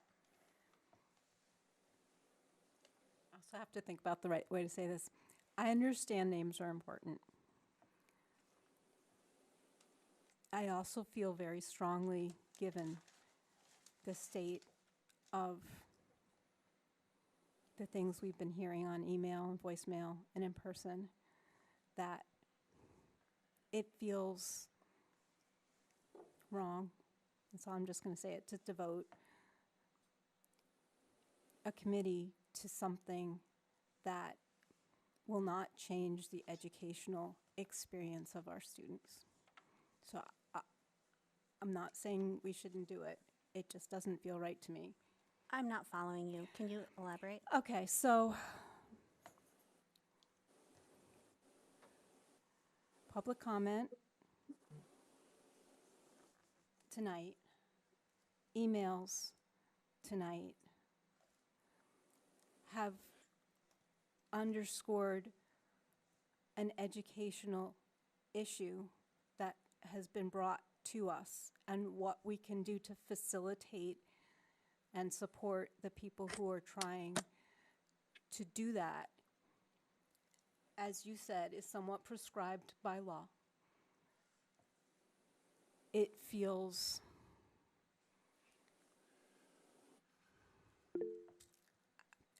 I'm sorry, I'm not so good at words, and the only thing that comes to mind is superficial, to be devoting committee time to doing something that's not going to address the educational experiences of our students when they're students in crisis. That's my feeling. Jennifer, I don't know if you saw, but my hand is up. I wanted to. Sure, go ahead, Dr. Z. So, Deb, I want to kind of jump in here and say there's 2 things at play here. One is within the purview of the school committee and what's happening currently in terms of the programming at our current schools is one that is actually in the process of being addressed. What I do know and what I can say is that I don't want it to seem like this is something that is being ignored. And from your comment or your concern, it makes me feel that it feels like it's something that's being ignored. It's not. It's actually something that's actively being worked on and worked to address. I also would like to say that in terms of the committee layout, Jennifer, for me, I'm going to ask, I know we had fun, but if, even if you ask for, and I know you said or designee, if we could have just one, because as from the district level, because I think that we could hand this off to actually the school committee to create a subcommittee. So my suggestion would be that there be 2 ASC members, possibly you could have 1 district representative and then 2 caregivers. But we are so engrossed into, including Allison, I'm going to speak for her. We are so engrossed in our current roles in terms of moving the district forward and then the planning of the opening of these schools that I wouldn't want us to not be able to commit the time to something like this, which is also important because it adds to the structure. It adds to building of culture. It adds to our preparation for next year. So that would be my only suggestion in terms of the committee, that it actually be 2 ASC members, 1 possible district representative that's not leadership. We could decide which one of us it is, and then two caregivers, and we could come back that way, because we still have a deeper dive to do to include that whatever educational program we move into the new school does not bring us back into where we are currently at in our current school programming. And that's work that the leadership team we talked about today. we've committed to today. And so we need to be able to delve into that and look at, again, like I told the parents, how did we get here? How far away did we get from our programmatic goals? Are we on track for what we created programs to do? And how do we address what we currently have so we do not continue this moving forward? And those are systemic questions. Those are deep dives. So even though we have immediate things that I firmly believe that my leadership team has been addressing, and I firmly believe in the leadership of Fort River, and knowing that it is a difficult situation, but it is one that a Herculean task has been posed from the beginning of the school year. I also would like to say that my staff is at bandwidth, and Allison is currently running Wildwood and still planning with us for a new school next year. So that would be my suggestion, Jennifer, in terms of the committee, that you kind of limit our bandwidth so that, or our participation, so that we can actually move forward what's under our purview, which I think would address Deb's concern, and hand it over to the school committee so you guys can do the rest. Let me just refine that. Sure, go ahead, Deb. And then I'm calling on myself. I apologize for not speaking clearly. I was looking at my role. So community members came forward and asked us for help, and we are limited in what we can and cannot do. It then feels frivolous to me, and I'm sorry, I can't think of a better word, but it does, than to then say, sorry, but we're gonna focus on the naming of the school. So I'm just talking about my role and the expectations on the community, from the community on us. It's not about admin. No, I agree, but I just want to say that we have to have time to actually address these concerns and to put things in place that we can measure, so that if there is something additional the school committee needs to do outside of holding us accountable, then we can actually come back and say, we need policy, we need this, we need that. But without the opportunity to truly look at what the systemic issues have been, to talk about what our current plans are and measure those, then there isn't much currently outside of coming back to me as a superintendent saying, what are you doing while I'm doing it, that Right. could do it. I do agree, but I'm saying that there's also this thing that needs to be done. So. Thank you. So I'm going to respond, and then I'll call on Sarah. I hear what you're saying, Deb, but I'm not on the same page with you about the naming of the school being frivolous. I think it's a really important decision. As I said, it's a name that's going to hopefully stick on this school for decades to come. And it is within our purview to decide on and approve and vote on the name of the school. And we shouldn't abdicate that responsibility, because it is our responsibility. And I appreciate your input, Dr. Z, on the makeup of the committee. I had wanted to make sure that people who are going to be in the new school and leading the new school had representation in what the new school is going to be named, which is why I mentioned Allison, and then so the superintendent as well. So I appreciate, and this is something that as a school committee we can take off the administration's plate, because it is our purview. So thank you for the input on the makeup of the committee. Other than that, Dr. Z, what do you think about I mean, I know it's a committee decision, but any more input on my recommendation to create a small committee to narrow down the names and then discuss, research the names, and then present options to the school committee? I say go for it. Okay. I think the team on our end, we appreciate the fact that you're taking on this task. So go right ahead. We're good. We're great. Okay, great. Sarah? Yeah, so two things, and maybe the first has been addressed. It sounds like what Jennifer is proposing would mean that the administration's done. It's not having another round of votes, or meeting, giving students or families another chance to vote. It's just over to us. Is that Well, the I case, think or? not necessarily. I mean, I think there will be a member of the administration on the committee, presumably if we decide to populate it this way, and then the committee, I think, can and should decide to survey the community again. Because the people who voted were just the people who showed up to the open houses, and that's not the whole community. It would be great to get input from parents with young kids who aren't in school yet. So anyway, I think the committee could decide to do some community outreach, do an online forum, do another vote, But something we're like not that. asking the the We're not asking the central district to do office it. I mean, we might ask for help from the Yeah, district. sure, to yeah, get out this right, yeah. survey or whatever. Thank you. But I still think we need clarity around academy, yes or no, as a possibility. And if that's something you all are in process of figuring out, I would ask you to complete that. I will definitely, if that's what you need from me, I will reach out to legal. Okay, and- I think that and then- would be helpful. That'll be my task. I'll get it done. Okay. Any other hands? So I think maybe we should, I'm going to make a motion and we can vote. So I move to form an ad hoc subcommittee made up of 2 school committee members, 1 administration, 1 representative, and 2 caregivers to decide on a limited number of finalist names for the 2 new schools to be presented to the school committee in November or December. Sarah. And a question. Second and question. Go ahead. So this is would be, if we approve it, will be a committee that has some committee members and some non-committee members? Right. So does that make it an advisory committee that Sure. has its own, but I don't remember all the kind of details around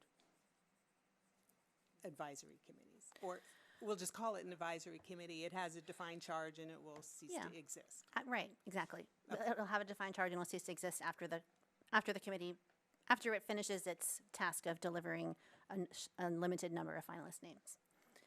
Questions? All right, moved by Jennifer, seconded by Sarah. Jennifer, I vote yes. Irv? I'm going to abstain. Deb? No. Bridget?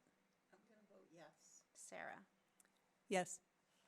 So that's 3 yeses, 1 no, and 1 abstention. So the motion passes. I would like to be on this committee.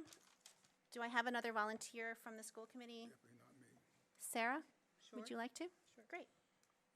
And Dr. Z and Allison, I will be in touch with you about a member of the administration to be on the committee. Yes. And I then- want to thank you to Allison for being here this evening. Thank you, Allison. Then Sarah, maybe you and I can talk about how to get the word out to parents. Thank you. Anything else on the naming of the 2 schools? Not from us. Okay. Thank you, Allison. Okay, so we're moving on to our next agenda item, which is an update on Amherst K-6 restructuring. Yes. Thank you. Seth, just let us know when the PowerPoint is up.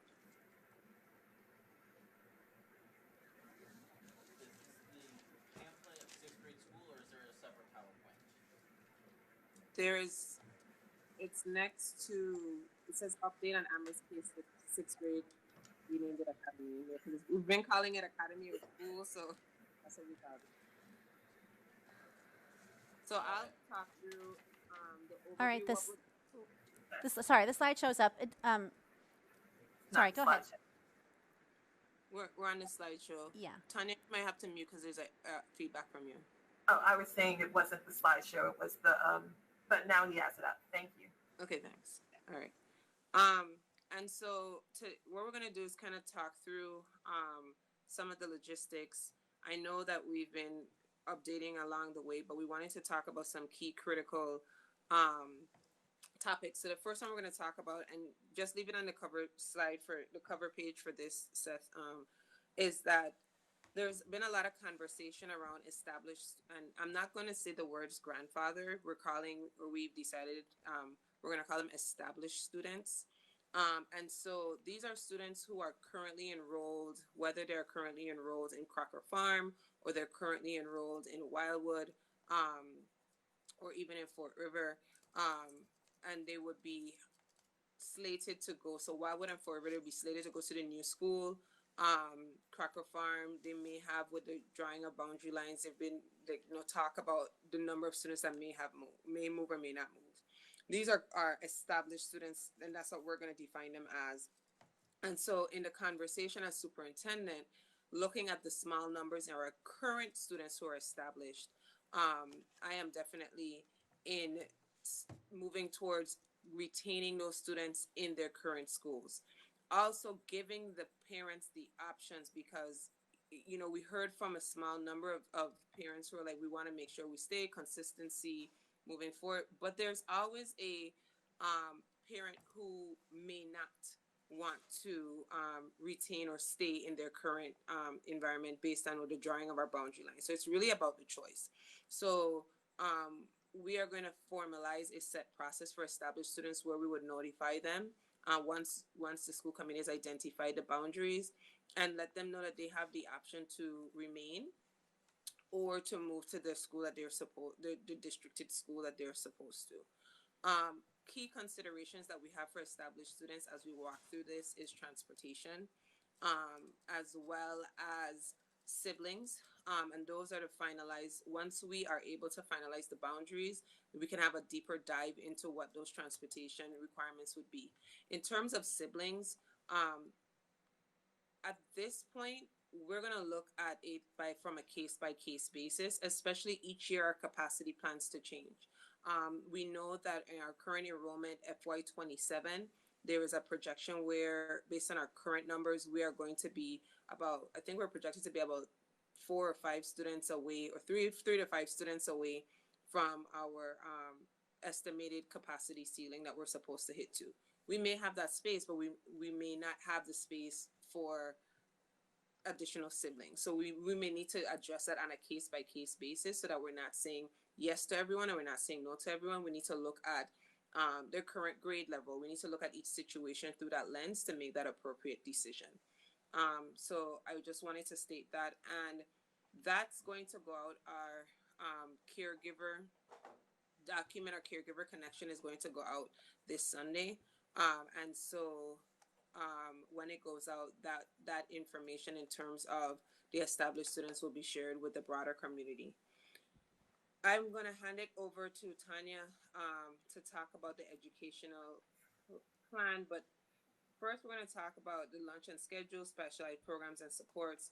There's also the student schedules, and so we want to make sure that we're talking about what the education is going to look like.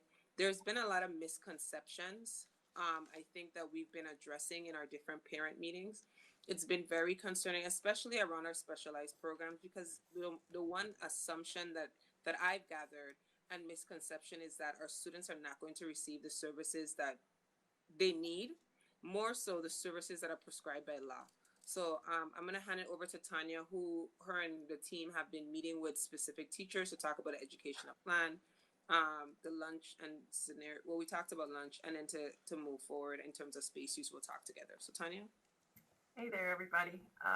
So first, back in 2022, we had an educational plan that was created with lots of input. We had, and I'm saying we, I wasn't here, but we had teachers come together, community. There was a whole lot of that happened. And so what I had the task of doing is updating that for our current context. So I've been meeting with teachers from our survey that were interested in the 6th grade school. We met to talk through schedules, to talk through some updates to the plan, and then we pulled in specialist teachers from both the elementary side, the middle school, as well as world language teachers to talk through scheduling and possibilities. Met with operations, met with principals earlier this summer around it, and then today the SE teachers had a meeting as well. I think Dr. Z mentioned it earlier. So what I want to go through is just a quick overview and then give you some time to ask questions that you may have. So you'll see the full document there, but on the slide deck, you'll see that we talk about lunch. There is a separate lunch for the 6th grade. It meets with the cafeteria, the food services team's ability to serve that third lunch, that first lunch for the 6th graders at that time. The schedule that you see is just a overview. You'll notice it says cohorts. Sorry, Tanya, could you let us know when you want us to go, excuse me, go to the next slide? Are you on student schedule slide? We can stay on the first one or Okay. the third one, the educational plans. Perfect, thank you. Slides then. Thank you. So we have the dedicated lunchtime. thing to remember, it's going to start and stop with the sixth grade. The sixth grade start and stop times will be the same as the middle school. And then, like Dr. Z said, some misconceptions around some of our specialized programs, but AIMS, Building Blocks, ILCs will come to the middle school location in the sixth grade school in its equivalent form, along with the staffing that's necessary for that as well. There will be ELL services for our students. We will also have Comandantes coming forward to sixth grade as well. Seth, you can go to the next slide. When you look at the schedule, one of the things, if you remember last when we spoke, it was we had our fifth grade listening sessions. We had listening sessions with families, and they wanted recess. Recess is there. There's a world language rotation that was outlined in the first educational plan. We figured out how to make that work for the given constraints that we have now. There's personalized learning time that continues from the K-5 system. And we have advisories, which will be new, but it gives us an opportunity for student-led clubs. And then you'll see the coming up that are in band and orchestra. And we wanted to make sure they had an opportunity to be pulled out, not missing class, but for an opportunity to go to their ensemble lessons as well as their group lessons. And then there are a group of kids that don't have band and orchestra, so we wanted to make sure they had adequate programming and really an opportunity to thrive and really have some of those same similar experiences. So that's the community and citizenship, where we're looking at a rotation through garden club, a rotation through different just other community-based aspects for those students so they can also have an enriching experience. You can go to the next slide, Seth. Thank you. And so then you get to the space. I think that was one of the questions, the layout of the actual space. So 2019, there was the study done. So you'll see that there is the same picture that you saw back in 2019. And I say you collectively for the layout of the building. And so there is one version where sixth grade's at the back of the school. And then you'll see an updated version to the right that shows sixth grade along the side. Again, that spacing, all of this is draft, so be very clear, this is draft. We're all taking a look at what does that mean for ensuring that our kids have adequate space, making sure they have access to the building in ways that are comparable to what their needs are. Met with the operations team to go through some of the just layouts and talk through some things like that. And we're going to take another walk around next week to really dig into the layout of the building. So you'll see 8 classrooms for sixth grade, like there were in the last iteration in 2019, 10 classrooms for 7th, 10 classrooms from 8th grade. And Seth, you can go on. And finally, before questions, I just want to say that what we did was to honor what was happening in 2019, 2022 when the thought first arose, but we have to also bring it to our current context, our current realities. And we wanted to really make sure that kids had an opportunity to have an innovative, exciting program. They're getting to do a new thing. And with that comes the ability to have a little innovation. And that's through our world language, through the community connection, but also have a really strong academic program that allows them to really not only just enjoy and survive, but to thrive in the sixth grade in their new location. So thank you. Thank you, Tanya. Questions from the committee? Sarah, and then Bridget. Thank you, Tanya and Dr. Z. This is, I was really super interested to read the longer report and glad to see the plans this advance to this point. Several questions. I'll try to, my first is 990 hours or 900 hours? This came up last time. 900. 900. Sarah, I think the last time you had access to go back and request and clarity, I went back to DESI. I requested clarity. It was up to us. They gave it up to us. And so we opted for 900. so that we would be able to, even though we would have a day in the day, we can still incorporate the recess and the different transition times and still meet the educational outline. And not have to extend the school year for them. Yes. Right. Okay. So that's great. My second most important question to me is, can you yet comment on what may be the net effect on K-6 staffing in the district over in total? And even like if we're paying, this district will need to pay, I assume, the middle school language teachers for their time doing the exploratory.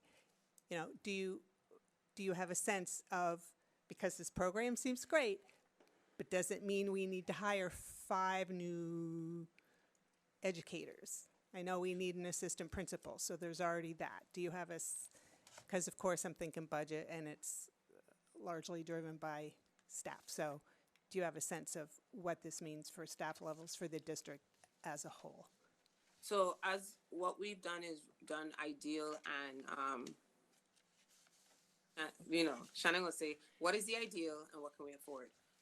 One, in terms of assistant principal, remember we currently, in our current structure, have 3 assistant principals. We would be continuing in the upcoming year with 3 assistant principals. Right. So 3 assistant principals, right. But also looking at a different shift in leadership structure because of the amount of programs at our K-5 school. So we're looking at what is an ideal leadership structure for the K-5 school, as it will have our multilingual programs, it will have all of our specialized programs, and what is that going to require in terms of IEP loads. So I know your question may have stemmed from the 6th grade conversation, but the K-5 has an effect. And so I can't give you right now this is our number, but what I can say is that we are looking at the capacities, and we're also looking at what does this mean in terms of your question around cost share, right?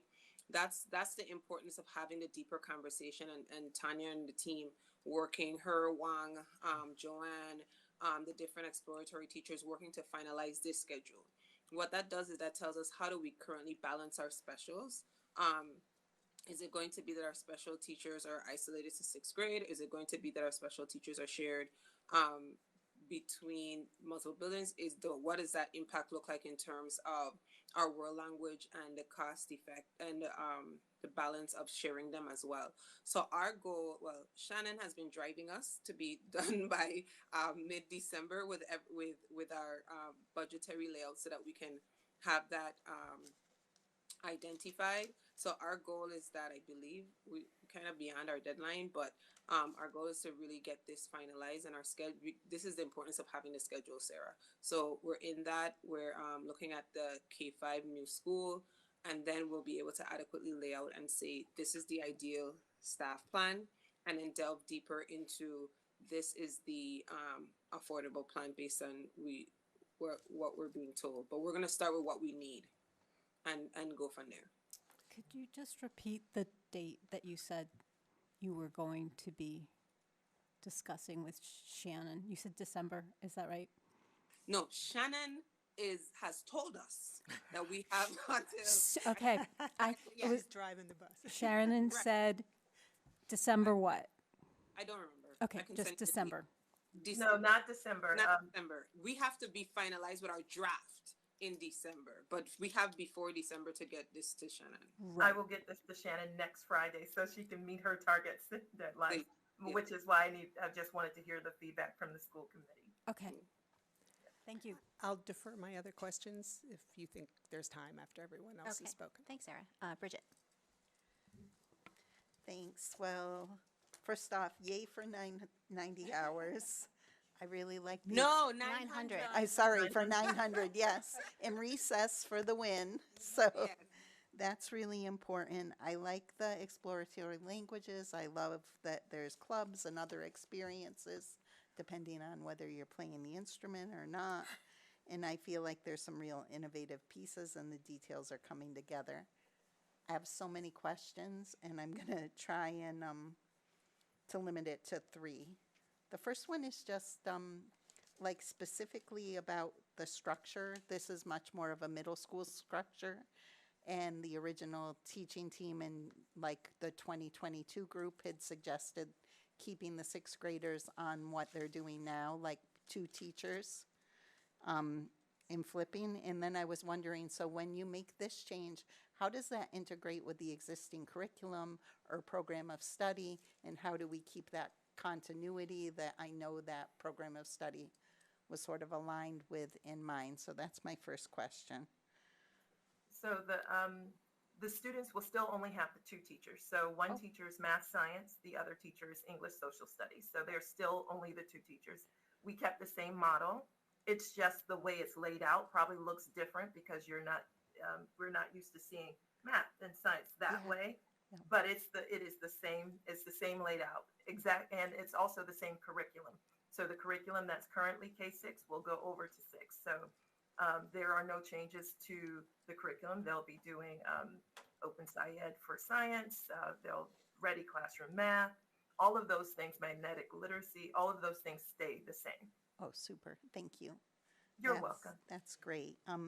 So I'm wondering if you could spell out a little bit more clearly, like how many special ed lead teachers will there be? Will there be 1 for Ames, 1 for building blocks, 1 for ILC? And also how many Cominantes bilingual teachers there will be? This is going to be a big question because each of those programs, like the special ed teacher needs different knowledge bases, different expertise, etc. And then obviously a bilingual teacher needs a whole different set of expertise. And so I'm just wondering how that's also all going to be configured into this. I know that's a huge challenge, so I'd love to hear what you came up with. So before Tanya jumps in, I want to say I want us to be mindful on answering with specifics to how many teachers are going to be needed. Because of the fact that these programs, especially our Ames, Building Blocks, ILC, the supports are driven by the needs of students. So I don't want it to be that it's quoted that, oh, well, they're only going to have 2 teachers, but they have this amount of needs coming forward. I really want us to be mindful about that. But I'll let Tanya talk about that part. But Bridget, I know there's a conversation around that, but those programs are driven by student needs. So if there is based on the population, a need to even divide a class, to shift a class, have a specialist in there to do certain things, we have to meet the needs of students. So let's start in general with SE teachers. Currently the plan is 3 teachers, not Ames, ILC, or building blocks, just in general. So in general, SE teachers 3 coming with the 6th grade. Like Dr. Z said, which is what one of my comments to you was going to be, I can't tell you specifically which number, but for those programs, but all of the students will have the things they need. So we will have the right amount of teachers based on the students' needs. The paras, I think there needs to make sure there's a clarity around it's teachers and paras based on the students that are in the program. So those things come up with the students. So, and then you asked about Cominantes. There's Cominantes English social studies. So social studies will be in Spanish. So we'll have a teacher there, but there's also a teacher for advanced Spanish. So you'll see those 2 things as you look on the Cominantes. That's the cohort 7 schedule. If you look at that, you'll see they have advanced Spanish, language and culture, language and literature, and then social studies in Spanish.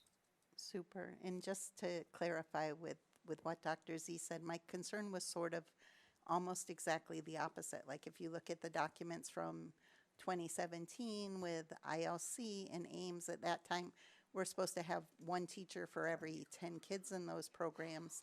And now, I mean, I know at Fort River, and I guess we have to talk to Amherst Town Council about that one, but we have 20 to 1 is what some parents are saying. So I don't know the details. You guys know those details better, but I'm just trying to think to make sure these students are well supported as we go in. So I had the same number, the 10 to 1. So that's what we're thinking around in terms of the support. So I will find out about the 20 to 1, but Yeah, I heard 10 to 1. And the very last question I had was about class sizes. Like, how will you ensure an equal distribution of class sizes across the grade, like, because it looks like one of the things that makes the class sizes not come up to what we need is because different classes are very, very varied in their sizes in the building. So one of the things we did was if you only, and I think Dr. Z talked about this before, if we only take a look at the current fifth graders, there's 145 kids. So you might say, oh, well, you don't need 8 sections. But if you look a year following that, there are 162 kids. So we're starting with 8 sections so that we can accommodate for the growth that'll happen so that we can have an average class size that that stays in alignment with Amherst needs. But we're not starting smaller and then growing. We're starting at 8. Thanks, And Tanya. I think, Bridget, like you said earlier, scheduling is something that plays into this as well. And so making sure, like outlining the fact that the 6th grade would have their own counselor and working. So that's why it's very important for us to get the schedule pegged down, because then that helps us to build the cohorts of classes. Oh, super. And is just one very last thing. Sorry, I've thought about it a little too much probably. And is this dependent on being in the middle school building? Because there's always a chance the region doesn't vote to host us or some other thing. You know, can this work in any space? Oh my, Miss Bridget, okay. So oh my, hold on. I'll step in and answer. I believe that based on what I've seen and I've received, the region voted years ago to have 6th grade come in. But I am going to say this, that this plan is moving forward with the base of the plan of the 6th grade being housed in the middle school. That's why you see space use. I would want to know what other space, because I don't think we have any other space available at all. So I would not. The plan is for where it's currently going to be housed is my long and short of the answer. And I would just add, it's based on the 8 sections, so I'm not sure where you're thinking, but if it changes, that throws off all of the ways to keep the section small as well as the rotation. So that would change what world language is able to do, because what we have now is 2 cohorts have 1 language, and there are 4 of them. So there are 4 languages, and they rotate per quarter. So as you start to tweak here or there, it changes not just one thing, but the rest of it. And so I would just, you gave me palpitations, but I will just say that based on what was given, I think we're at a place where we have a good opportunity for the kids to have a real shot at having an innovative program that provides them with the 6th grade elementary experience, but with an opportunity to just have more exploration around specials, clubs, as well as language. Thanks for all your work. Thank you, and thanks to the team, it's everybody. Thank you, Deb, and then Irv. Okay, I've got some questions too, but it's mostly around timeline. So, well, the simple one is, so you went back to DESE and they said it's our choice, and you have that in writing, right? About the 990 versus the 900? Yes, ma'am. Thank you. I thought so, but I had to ask. The other is, the last we had, we didn't have the timeline of having all of this put together by December. So could we have an updated timeline as the pieces emerge about when decisions need to be made? Yes. And in particular, what concerns me is budget and the timing of when this needs to be done, because normally the budget in the schools takes shape after the town creates their guidance for the town manager. So that happens next month. They're in the process actually of crafting the budgetary guidance to go along with the goals for the town manager now, and they'll be voting on the guidance for all the school committees in early December, or at least sometime in December. Last year, I think it was pushed later. So one of the things that really concerns me is the last budget, the current budget that we're in. Town council made it really clear that the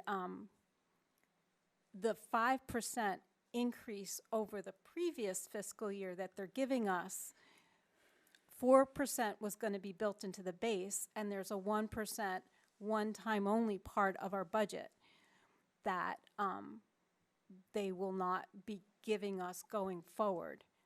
So I'm concerned about the entire budget situation and the way the pieces fit together, as well as the fact that there's that 1% bump that is not going to be available to the Amherst School Committee starting in FY '28. Did I do the math right? We're in 26. No, starting in 27. Right? So we got the 1 year bump for FY Yes, you're right. 26. So we will be budgeting this on a 4% bump from the previous year. Can I say, Deb, that my answer to this situation, so I'm going to answer your timeline question, and then I'm going to say what Dr. Z really wants to say, and I apologize to anyone who is offended by my answer. The first thing is, yes, we'll get you an updated timeline. Shanna needs to actually have this first draft completed and everything done to her within 3 weeks. So we would be starting our discussions as a team within November. In terms of the town, I think at some point as an Amherst School Committee, we need to consult with legal around Chapter 70 and, is it 70 or 71? Which there's a specific line in the law, Mass General Law, that states that the towns are responsible for providing the adequate amount of schoolhouses Yes, they are. for the students, like for the children within their communities. And I know that everyone is facing fiscal constraints, but in all honesty, I believe that it's not just about the school building. It also talks about being able to educate the children. And so we really need to have a deeper conversation around what that looks like in terms of the responsibilities as per the law of the town in educating the children. And I say that because from the time I came in last year, I said repeatedly to every meeting that I went to for the town, you seem to think you're going to have a lot of savings, but you're still going to be running 3 buildings. And so the ideal or whatever perspective was in place from before, I know as superintendent, every time I went to a meeting, I repeatedly said, you're not going to see what you're expecting to see. And we still have to educate these children. So that is why we have the ideal, and then we're working with the projections. So I agree with you in terms of budget, but I think at some point as a school system, we are going to have to really have a deeper conversation as per the law with the town in if they are actually meeting their legal application in providing the amount of schoolhouses as for the children that they are supposed to serve. That's Thank you. just the best answer I could have heard to that question. Thank you. I'm going to do Irv and then back to Sarah if you want, and then we should wrap it up. Irv. Yeah, I was hoping that we had a budget in place before the financial indicators meeting. And there was, obviously, strategically for me, it was important to have it out that we had our budget, the school committee had our budget before the indicators meeting. Right. And I think that, anyway, that's one. 2, in terms of the 6th grade, I really like how this is formed. And Tanya, I want to congratulate you on this.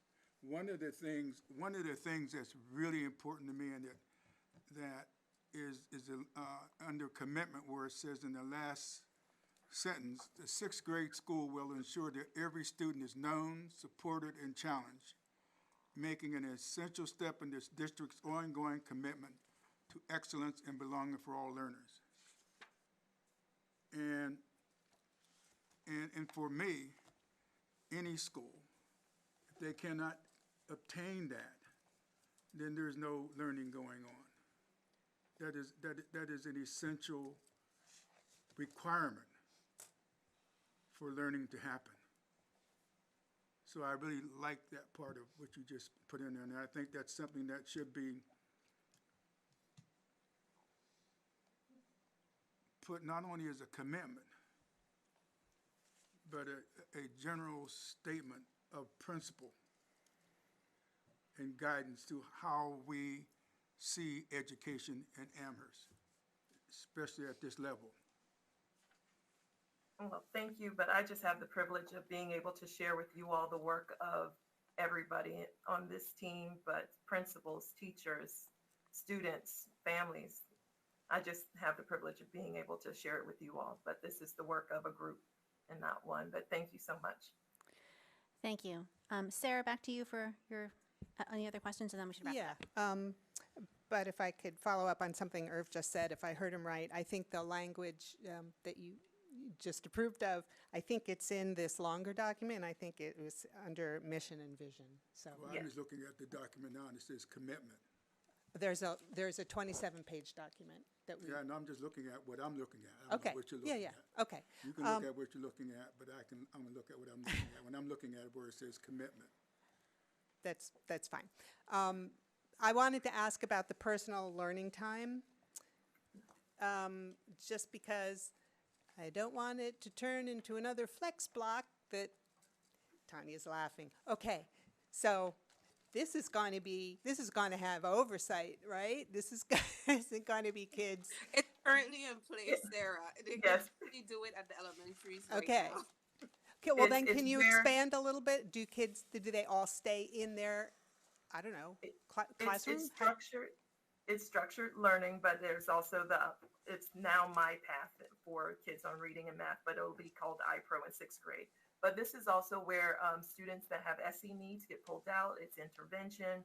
It's a host of things to meet students' needs. And so what I did was worked with the SSO department around having enough flexibility in terms of where it's placed to be able to pull kids in small groups if we need to do small groups, to make sure they have intervention time, to look at their grid services. So it is what's currently happening in K-6 right now across Amherst.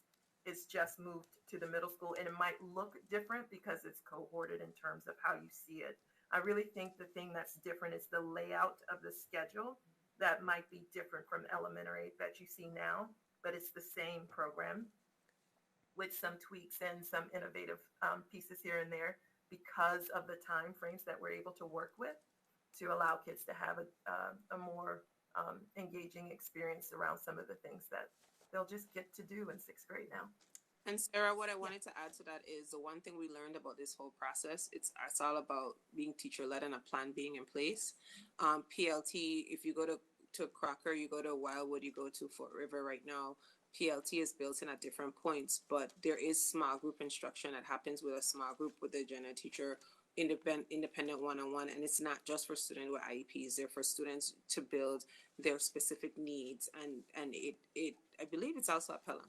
So but in terms of Amherst, it's currently in place, and what we wanted to honor in the educational plan is the fact that we're bringing some of the key aspects that are currently in place in the K-6 model into the 6th grade.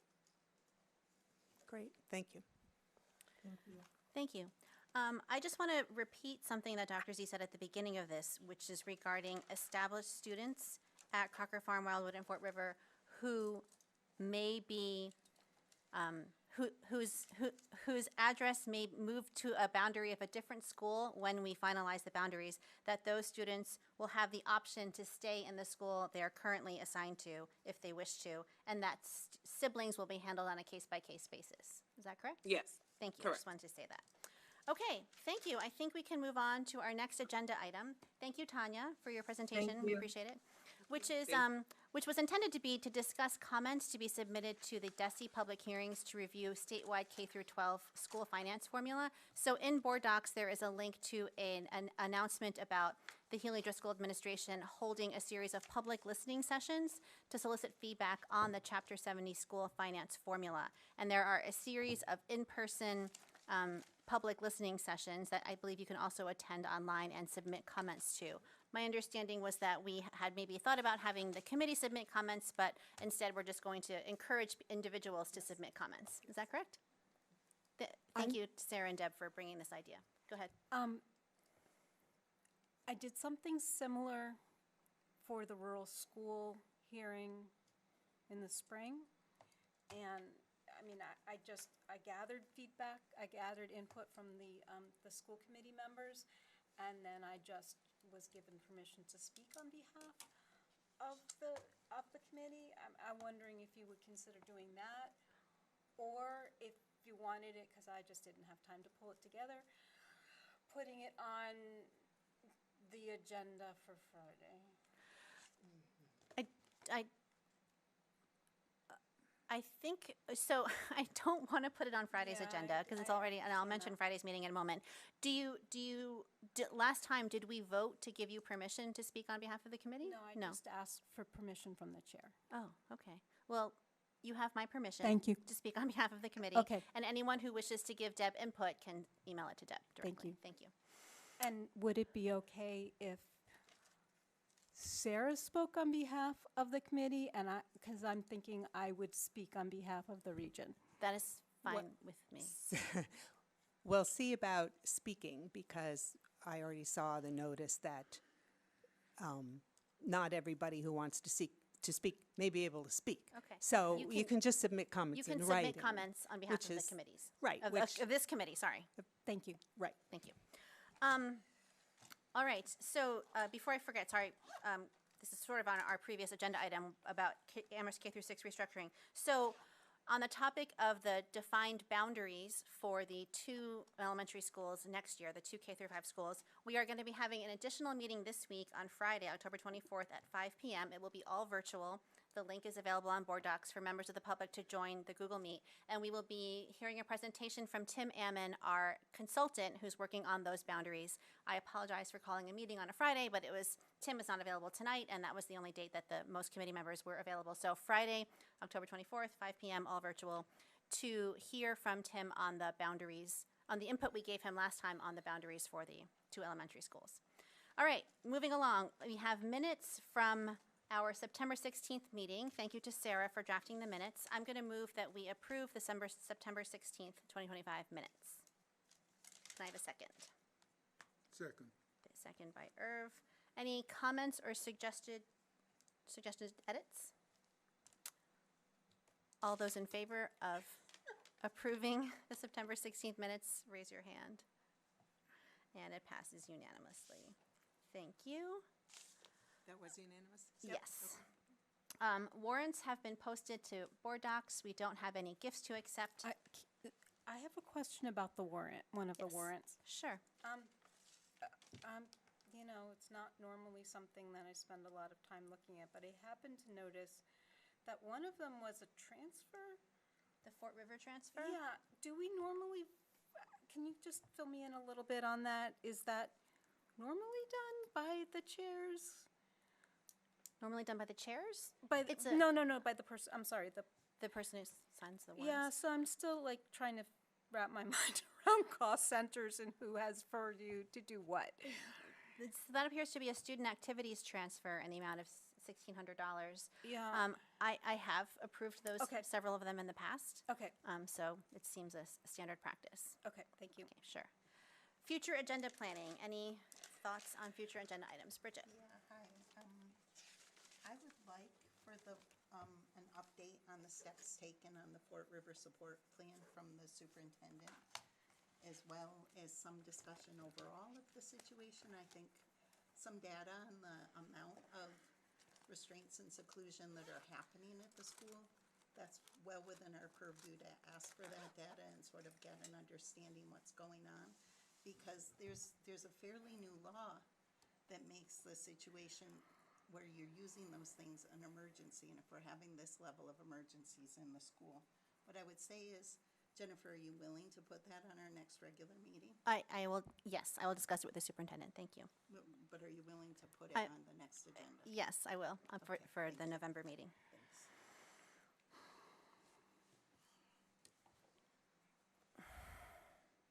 Any other topics, Sarah? Yeah, I think I emailed this, but I'll just say so everyone else can hear. It doesn't need to be for November, but I'd like to hear update on the MCAS. How are we doing? We made progress over last year, or, whatever we can glean from the data from the last exams last year.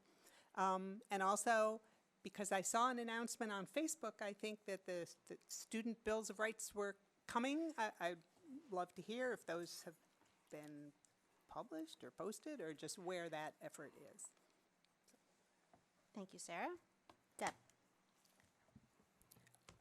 I'm requesting an agenda item to reconsider the 2022 vote to move the 6th grade to the ARMS, to the middle school. You want what? The opportunity to revote the 6th grade move to the middle school building. I will consider that and look into the process of reconsidering a vote. I think it's way too late to reconsider the vote. We could take another vote, but let me think about that. I'm going to push a little harder and make a motion to put it on the agenda if you're not able to commit right now to it being on the next meeting. I'm not able to commit to that right now. Okay. I believe there is a process in our policies about putting something on an agenda. Yep. So I would ask you to check that out. I move to put the vote to move the 6th grade to the middle school for FY '27. Did I get that right? FY '26. On the next regular meeting of the Amherst School Committee.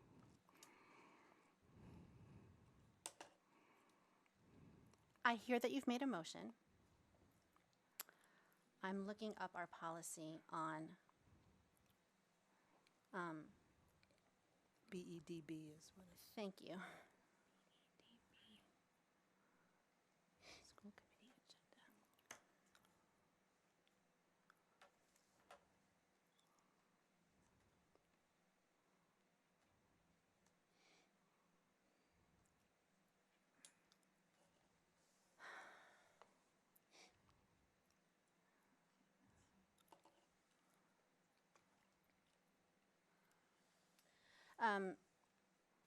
Seth, did you pull it up? Do you want to? Oh, sorry, are you able to? So yeah, if we go to policies, Yes, which policy? I thought I heard it's BEDB. Ah, I misheard. Thank you. BEDB. Yes.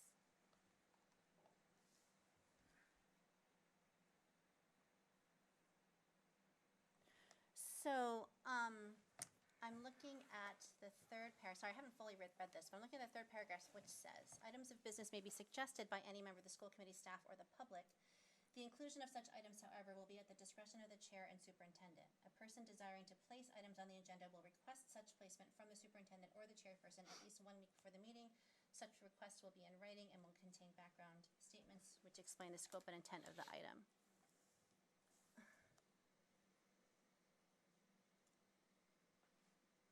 It does not have any, I don't think, on overruling the chair's decision. So I hear that you've made a motion, but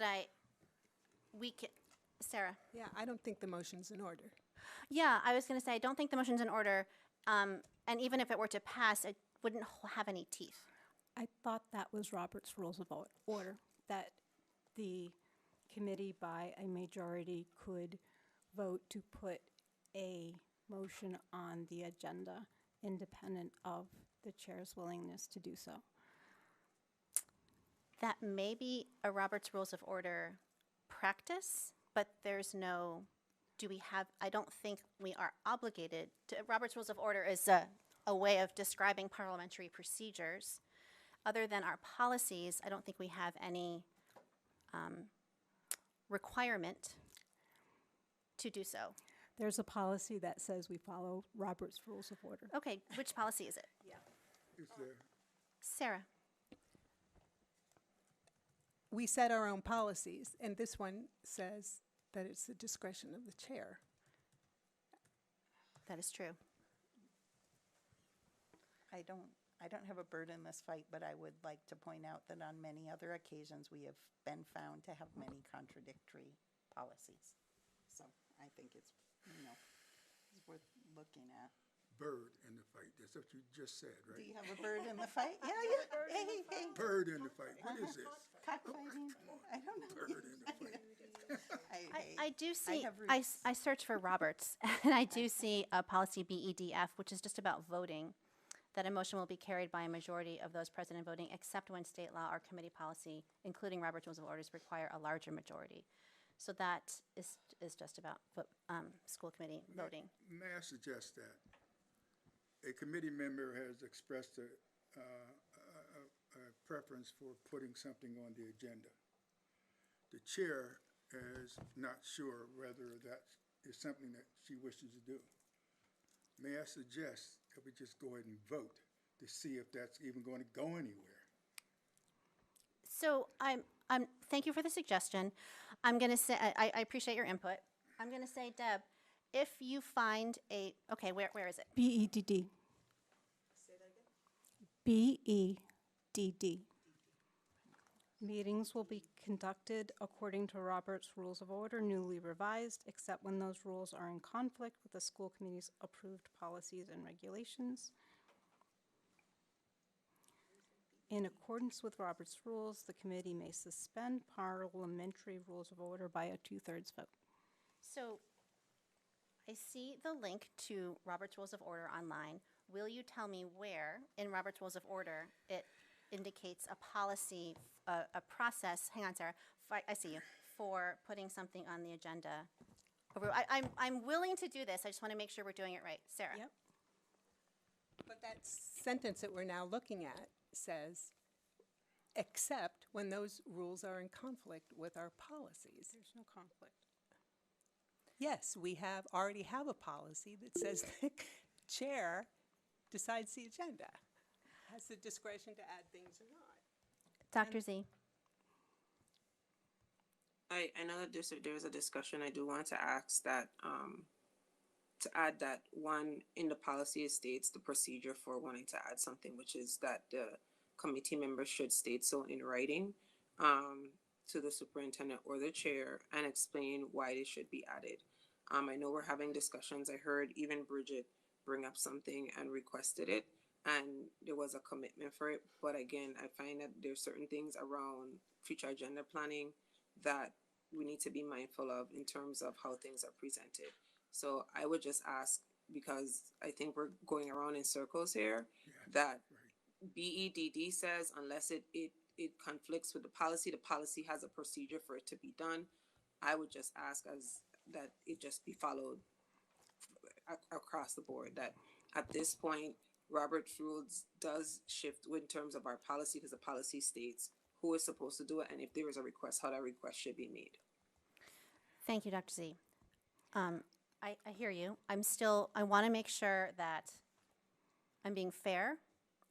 So, Deb, are you able to find where in Robert's rules it describes adding something to the agenda? Not yet. Okay. I'm going to, We have a motion on the table. we do.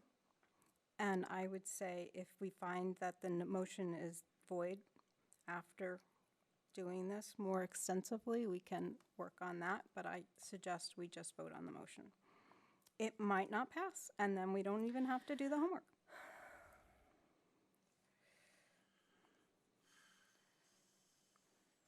I hear the motion. I'm really struggling with, again, being fair. I want to ask, Deb, I want you to know that I'm willing to do this if there is a pathway for us to do it. I haven't heard a second, and so the you're right. motion has, at this point, not gone anywhere. If you find a pathway forward for this, let me know, and we can work on it outside of this meeting. I don't understand. If you find a section of Robert's Rules of Order that indicates how a body can override a chair's decision and have an agenda item, let me know. We can talk about how to do that as a body. But you know, the thing is, Excuse me, Irv, allow me to finish. Let me know when you find that, and we can discuss how to move forward with that. I do want to honor that if it is a thing we can find together. And then I will, whatever that procedure is, we can move forward with it. But I want to make sure that we're following some process that this body follows. Irv, do you have a question? no, I want to make observation. The motion was never seconded. You're right. So why are we discussing something that has not been discussed? I was wrapping up Deb's question, and now I'm going to move that we adjourn. Wait a minute. Is there a second? Wait a minute, Jennifer.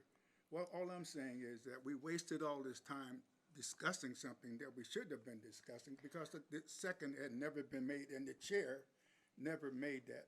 Well, I known to us. disagree that this has been a waste of time because it has been a topic that the committee has needed to discuss. It has been a waste of time because in terms of meetings, in terms of Robert's Rules of Order, in terms of our policy, etc., we should not have gone into discussion until such time as a second has been made, and that is parliamentary. Your opinion has been noted.